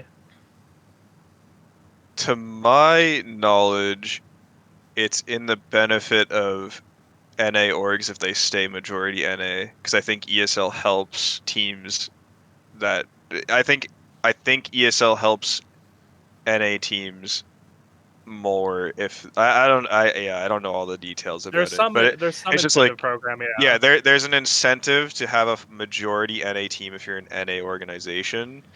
I don't know how big or small that incentive is, but yeah, I think if Malik had full control, you'd definitely see some like French players in there, or like a French player or a European in there. Um, I mean, the lineup I proposed to them was all NA, Mhm. so minus like I guess JKS was one of the players, but it's like I count JKS as an NA player, so honorary American, like yeah, him, honorary Turk, just NA player, yeah. So right? yeah, I don't think EG was ever looking at a full European lineup unless they were just gonna like buy like a Gambit or something, but Yeah. that I Mhm. wouldn't have known that if that was happening behind the scenes. Then the other thing I heard, someone said this on Twitter, and I was like, "Oh, that's a good idea." So sorry, I don't remember at all who it was. When Gambit like returned to the scene after like the Hobbit line, the original like Dozia Hobbit Zeus lineup imploded completely. They had they had Gambit youngsters, but they didn't have like a main team.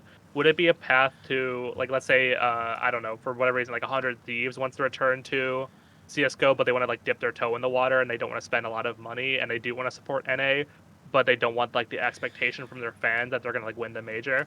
You don't have a 100 Thieves main team. You just have 100 Thieves youngsters or 100 Thieves academy, and you just sign an NA team and you pay them, like an acceptable salary, but not an actual like pro Yeah. salary. Yeah. Just so you can like, and then if the team does really well and they go, and then you only have one team. So like let's say like 100 Thieves academy plays the NA RMR, and you have a contract clause that says, hey, if you guys make the major, you immediately become 100 Thieves again. You immediately become 100 Thieves. We bump up your contract to like a tier 2 or tier 1 salary, and then we just kind of run with that. Or if like if like Well, teams like that, or I like think that would be a good idea. Envy Academy. Yeah, I So think you don't have to sorry, you don't have to assume like a lot of financial risk at the onset. But if it does get to the point where they're playing in ESL Pro League, you're like, okay, CS:GO is great. Let's reinvest in CS:GO. yeah. Yeah. Well, Mix and I have talked about this too. I think on our podcast, the idea that just kind of like if Cloud9 or whatever just had a youngsters team, like I think the main thing in it all is that when you put forward your actual brand name when you're one of these orgs like 100 Thieves, Cloud9, whatever, just any of these Mm, big NA orgs, you set an expectation on those players. You put an expectation on those players that sometimes they can't reach. Like for example, think of the South African and the like the Cloud9 prior to the Colossus with Floppy and JT. mm. If that team were kind of called Cloud9, whatever, small cloud, whatever the hell it's called, it would be. It just makes things a lot easier for them to actually like play without the weight of the entire org on their shoulders. Because like for example, what happened with the Colossus wasn't entirely like Henry G's fault or really anybody's fault, but they tried like building that up to a point where it was like the expectations were so high for that roster that they were almost never going to fulfill them, and that put external pressures on these players that weren't used to that stuff. So yeah, I think Right. there's definitely a case to want to do that because you just don't want to put people like by lessening the pressure and also having less financial burden on yourself because you're operating under the idea that this is kind of like an academy team without a main team, then I think both parties do end up winning in that sense, honestly. Like I can speak on that a bit too because I was in You could, Cloud9 for a but yeah, bit. you could keep It going. was sort of in terms of like the expectation thing, it was definitely there, more prevalent in Cloud9 at least than it was in like any org I'd been in. Just because obviously they won the major like whenever, like a long time ago.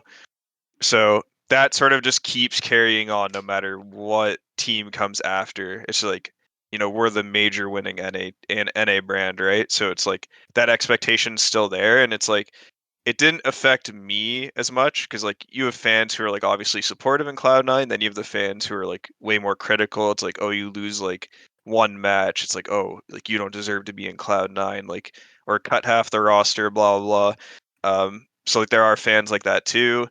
So it's like a mixed bag, and I don't think it's like a huge negative, but it definitely, especially if you're younger players on a team, it like puts a lot of pressure on them. And when we went to Gen G and left Cloud9, it definitely felt like there was just more room to kind of breathe and kind of just like do our thing rather than like I have to win the next event or I have to place well or I have to do this.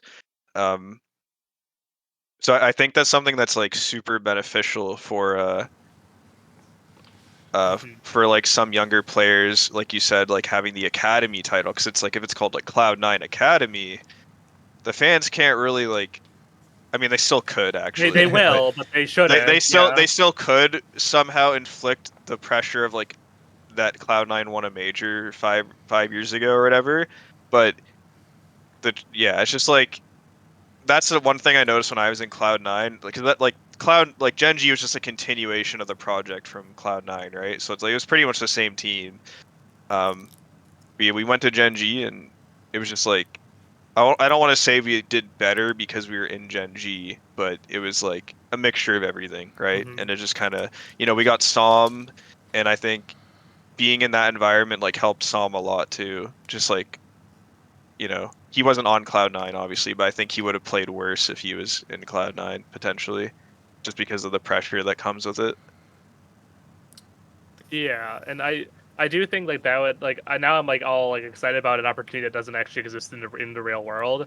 But that would be like an interesting thing for the person to be the trailblazer on that sort of thing. Like if you had like a team like 50 Thieves and it's their academy team, and you do like a little documentary with them. Like I remember one of the most like I think innovative products. Unfortunately, it ended up being a complete failure. But when Immortals was trying to rebuild their Brazilian squad after the whole like Henny, Lucas, and KNG scandal, they did like a documentary series of like filming the team, filming the tryouts, like doing like little pieces about like today we're gonna try out Horvey and today we're gonna try out SHZ, and it's like it didn't end up working right because Immortals the team just burst into flames and fell apart.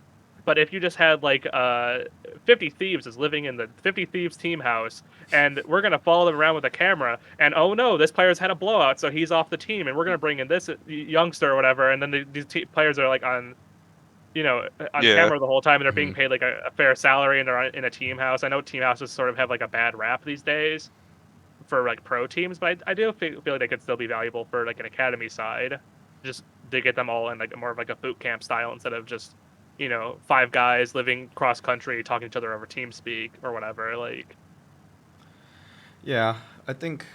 Yeah, I think we put it out there that opportunity. If any org takes that idea and runs with it, that it would be a welcome sight, honestly. So. As long as it's mainly just it goes back to the infrastructure. Mhm. Like there's no point really for any org to do that at the moment until like Yeah. yeah. Right. But like right. you could get an academy team in NA right now for the price of like one Valorant player. So Yeah. Yeah. you could completely enter a whole space with a full team plus a coach for the cost of one Valorant player at the You could probably moment. have like a top 30 team for the price of one of those like Oh small like yeah, teams yeah, like a yeah. Bad News Bears, a team that like peaks into the top 30 occasionally. Like that team will cost less than like Poised. Like it's insane. Yeah. Yeah, it's definitely that is one huge benefit I'd say from NA kind of like going through this reshuffling phase is that or like restructuring is while it's a negative at the moment, I think salaries and buyouts have come back to a more reasonable price. And now Valorant's more so experiencing the crazy buyouts and the crazy salaries. Um, so yeah, that's Mhm. kind of all I have to say on that, I guess. Okay. You wanna? I think let's jump into the RMR a little bit, and I think we could kind of like. I think what the RMR does is that it's not like I just want to recap it, but I think it illuminates a couple concepts that we've already talked about. Like you look at the two teams that actually came out of the NA RMR on top, and it's not surprisingly two guys that have had almost not the most, but almost the most practice in Europe. Like Furia. They played the ESL Challenger event earlier. They played Katowice. They played Pro League. They even played in a Pinnacle series at the beginning of the year too. And then they win the whole thing. Not that they were like they already were a good team. Like it's not, Mhm. but it's definitely booster. It's definitely bolstered by the fact that they have so much time in Europe that helps them out. And then you look at MIBR. It's a team that is part of the Blast circuit.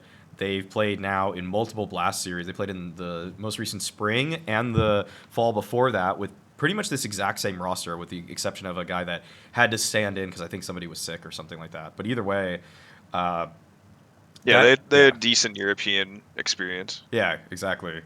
And then you go beyond that, and I think like it's kind of out of nowhere that Imperial made it in my eyes, but it's also kind of like a under pressure they're going to perform well. I guess well actually Daps, where did you want to go with this one beyond just looking at some of these teams? Did you want to talk about EG too? We could talk about just any result. It doesn't really matter. I think if we just talk about who made it, I think Furia is pretty expected. Yeah. Complexity is pretty expected. Liquid's pretty expected. MIBR, if I'm being honest, is kind of expected as well. Just scrimming against them. I guess I didn't know too much about 9Z00 Nation, really, but I'd say those are the only other two teams where actually honestly I had no clue 9Z would make it. I knew nothing about them, but they actually looked pretty good. So I did kind of expect MIBR to be in that conversation for the 5th, 6th spot. Imperial, I mean, just all the names on it. Yeah. Of course, they're going to be in the conversation. I kind of expected Imperial to make it. 9Z, not EG, and who is it? Party. I didn't expect Party to make it, to be honest. It was mainly between EG, 00 Nation were the two teams. Yeah. Just like for scrimming versus EG, because when we scrim versus EG, like they were like pretty good, and then so it's like EG. Obviously, I expected them to make it just because like all the names and stuff on it, and like they were in Europe for a month, I think. Yeah. Month-ish, and played like 2 events, I think. And then 00 Nation, they were in Europe longer, I think, weren't they? They've been in Europe the whole time. The whole time. Yeah, they've been in Europe since the team formed. Yeah, that was Okay. So yeah, I thought 00 Nation was sort of in fight for the 6th spot with like Imperial, MIBR, EG, Complexity. Like Liquid Fury were 100%. Like there's no question. I would have said Liquid for Fury me, and at least. Complexity were like my big 3 for this for sure. Just like the Complexity could have like not made Complexity could have not made it but depending on matchups, but they're pretty good versus. Yeah, I didn't really. They're not bad. Like it would have had to be like they would have had to play Furia. They would have had to play Liquid. Like these are the losses that they would get. Liquid and Furia would be 2 potential losses for them, and then they get really unlucky and draw like an MIBR, or they somehow just lose like the experience game to EG or something like that. I didn't really see them not making it because it'd have to just be like the perfect sequence of bad events for them. Yeah, Complexity also just their players are in better form than like EGs are, for example. So it's like, at what point does experience overtake like current form? And I think while Complexity doesn't have anyone on the team with like much experience other than I guess Grim at this point, and like you could argue Floppy a bit, JT a bit, I guess, but mainly Grim, I guess, the main experience on the team. It's like it's not much, right?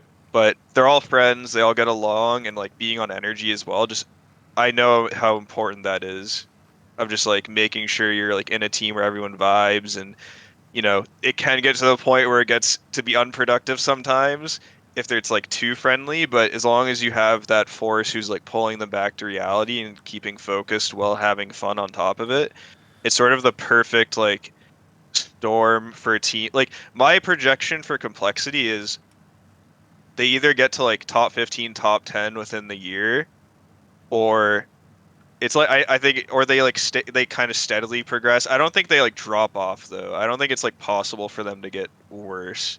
Like I'd be very surprised if that team gets worse with like the amount of events they're going to start going to. So I think Complexity is on a pretty good trajectory overall. And then what other teams made it? Furia, I mean Furia is just good. I don't really have much to say about Furia. Like they're just a good team. Very expected, yeah. Yeah. Yeah, I mean, Furia is guaranteed. Did you have any like observations with how this RMR went?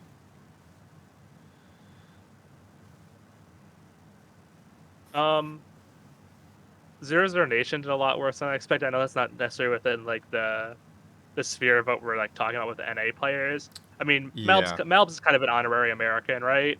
But that team did like way worse than I was expecting. I don't know. I'm kind of an EG hater, so I kind of expected them not to make it through. But I'm sure a lot of people were shocked by that result, especially considering it came down to them losing to Pain. They lost to like Pain or something. Yeah. They lost to 9Z. Well, so they lost to 9Z and they. Well, yeah. Mnmzzz. Well, they lost to Pain, lost to Liquid, then lost to Mnmzzz to end it out. Which I think, and they played a close game against Party Astronauts, which I think, I don't know. This event to me sort of feels like an indictment against the future of EG, unless they do really, really, really good at the next event, like top 4 at the like. I think their next event is probably Blast Showdown. If they don't make it to the finals from the Blast Showdown, I think you can kind of safely say like, okay, we've had enough. Mm-hmm. Well, yeah, I mean, we shouldn't even have made the major last year when I was coaching EG.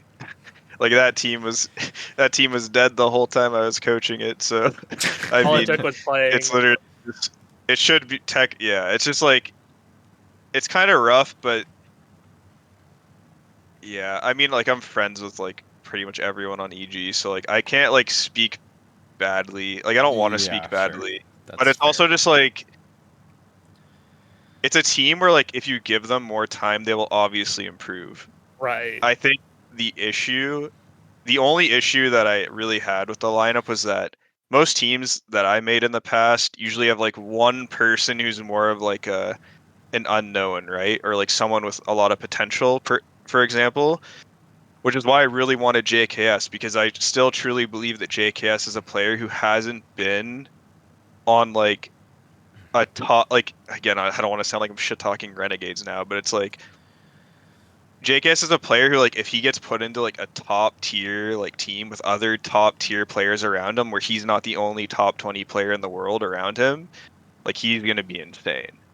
Like his skill is still there. I think he's still in that age. I think there's a HLTV article about like age and like where Yeah. you're start dropping off. Like JKS, in my opinion, is like in that like prime spot. I had a call with him too. Very good mindset. I asked him about like my concerns and like it's like I feel like having a player like that in a team helps also like invigorate the rest of the players because like you had Cirque Breezy who are underperforming to their top standards. Yep. You have Tim. I mean, Automatic, to be honest, was the person people were being most critical of like how he's a show he can come back from Valorant. Tim honestly is like the bright spot of I the think team he's right now. I think he's their best No, yeah, player. yeah. I think he's He their best looks That's their player. good. second best. He Yeah. looks good, Yeah. and like I know Tim too. Like Tim mid rounds a lot. Like the two best mid rounders I ever played with in my career is Ethan and Tim, and then like Mhm. there's no third. It's like it's just those two, Wow. and then like no one's really even close. So it's like Tim's value is a lot. Like he got to a really good form quicker than I even thought he would. So like the Tim, I don't want to call it a gamble, but the Tim gamble like paid off. Yeah. Him coming back from Valorant. Um, and then with Stewie and Rush, it's like, again, I think they're both good players. It's just like you have a team of people who haven't really been playing the best from their best, right? So it's just hard, right? Because like they all have to try and get back to the form they were in, and that's what you're hoping for. And it can happen. You just have to give the team more time.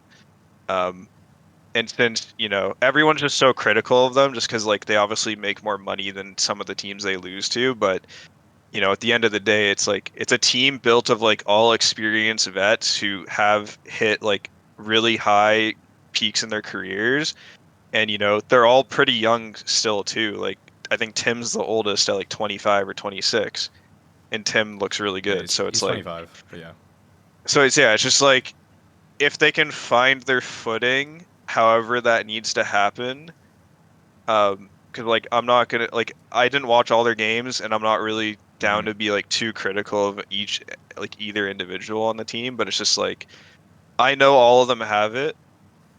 It's just about them finding like their footing, and it's Mhm. a project that I knew would take time, and it's gonna take time. Like it would have been different. Like I don't know why people expect good results out of them out the gate, because it's just like all of them are trying to get back to Yeah. their like once Well, good form. So it's like of course they're not gonna like it would be different if you picked up like two or three players like in their prime right now, like firing on all cylinders, and then you'd expect better results. But I think it's just more of a project where like you have to give them more time to grow, to be honest. for me personally, I'm kind of out on them with Stewie as the IGL. That's kind of the way I sit with the issue because I didn't have any.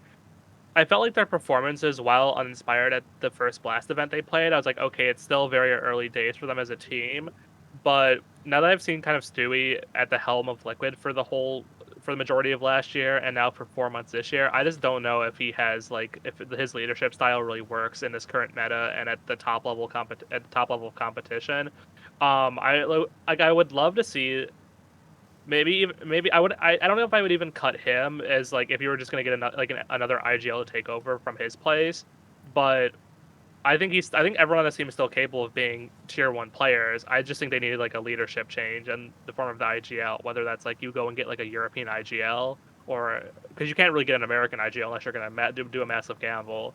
Like someone like who can just bring a completely diametrically different leadership perspective to the team, especially because when we had a chance to interview them for Just US, like it does sound like the mental is pretty bad in that team right now. Like they do sound very down on themselves. Stewie said his confidence is pretty low. He said Cirque and Breezy's confidence is at like an all-time low. Like they're not happy with the team right now. Automatic doesn't seem to be in the best spot. Like it definitely seems like they need someone who's able to like elevate like the mental on the team too. And if Stewie's feeling as shit as he is, and I don't know if it's necessarily like if he has the chops to do it if they keep losing.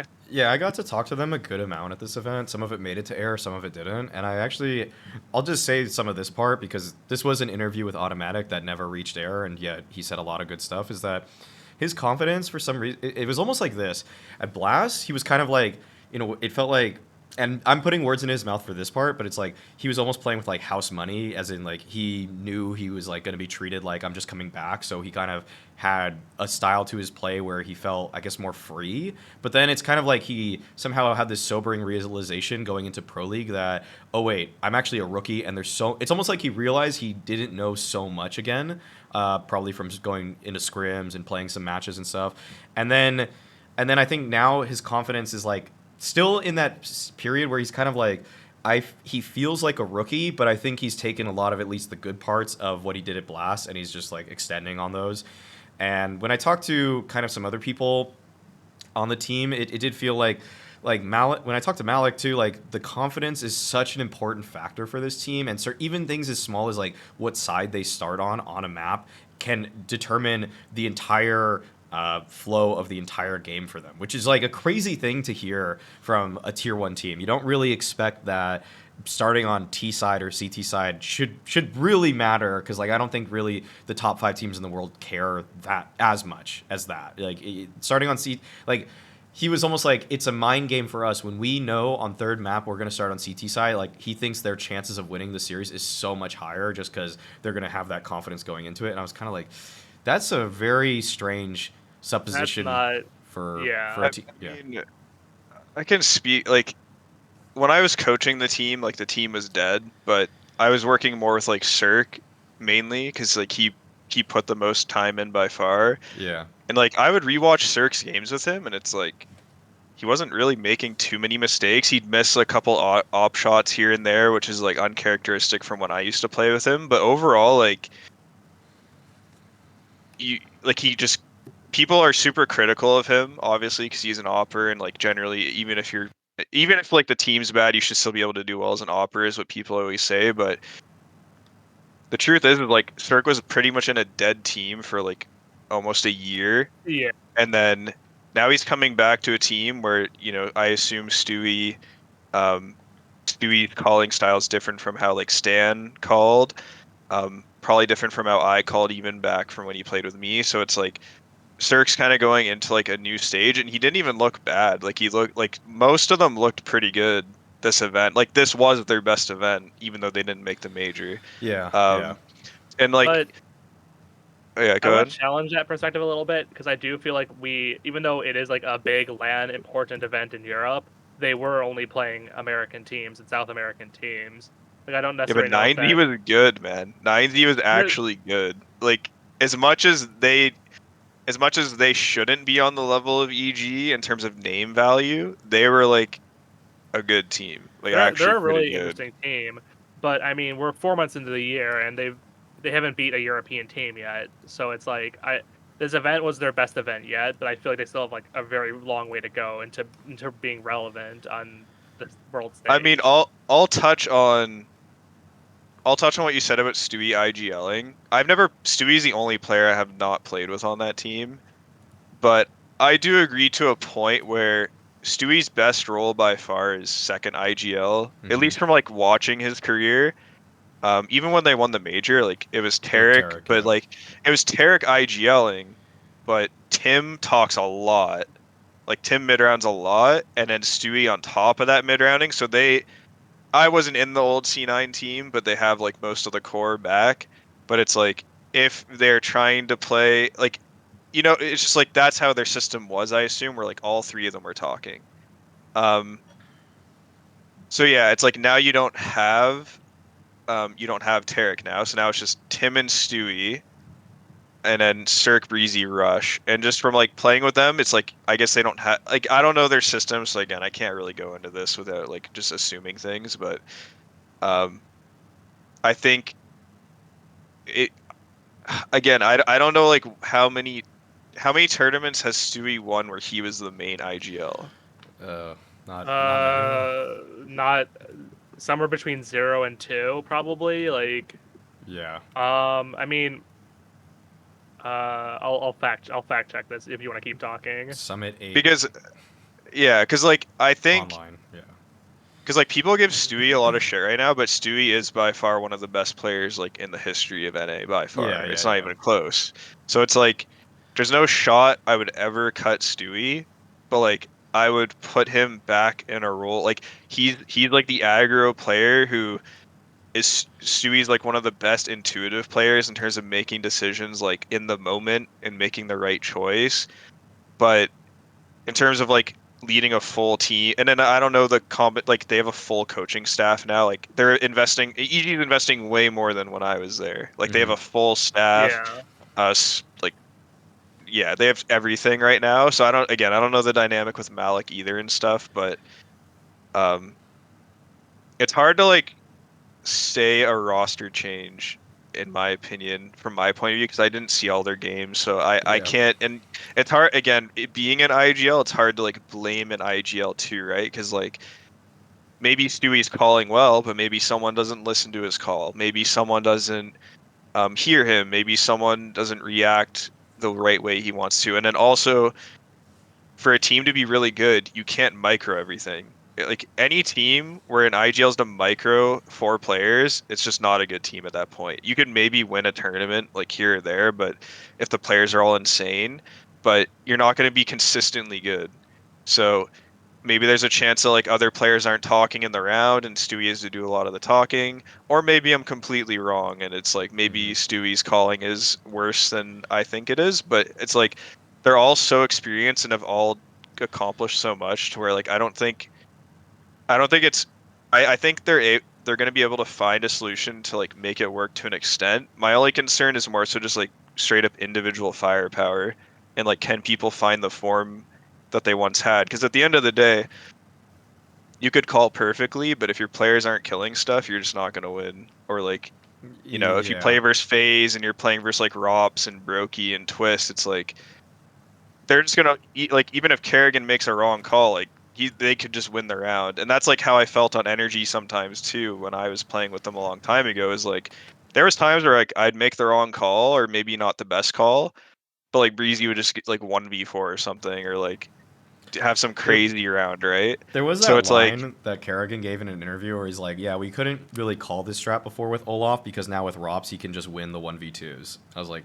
"Oh, that's. it's true I though. guess that's a It's thing." 100% Yeah, true. that's a Yeah, thing. because it's like you could have a good IGL calling on like a not very good team with not many pieces around him, but it's like he could call a perfect game, but the second he goes versus Navi, Simple's just gonna go like plus 35. Like you can't like avoid really good players, you know? You Mm-hmm. can't like call around like at some point your entry has to get an entry at some point. If you're always relying on like trading, you can win the game, but it's just like sometimes it's nice to have a 5v4 advantage or Yeah. like that I think that's more so my concern with EG more so than like they're all smart players. They'll figure it out in terms of like the tactics and things like that, but I think it's more so just like they have to find that form again if they want to be like top 10 or top 5 again.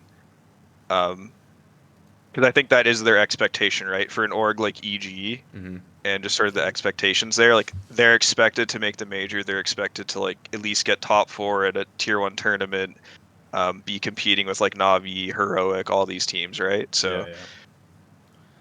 I don't know if a roster change is something I would do yet, but obviously if you can get a massive upgrade, my rule is always like if you can get a huge upgrade, then you just do it. Yeah. But I don't Presumably, you know. just wait until after the major and kind of reassess after that point, and you say like, okay, who's on the market now? You know, post PGL, and you just kind of say like, it is back to like the whole like saving NA perspective on the issue. It is kind of scary because like let's say you do decide like Stewie's in charge of his roster, he needs to be the one who's going to be removed for for not accomplishing anything He's in 6 not. months. I'll just say now, at least when I was there, since they gave like EG is full control. Like they've given control to management now. So I think players stopped having control there after the team kind of got ran into the ground.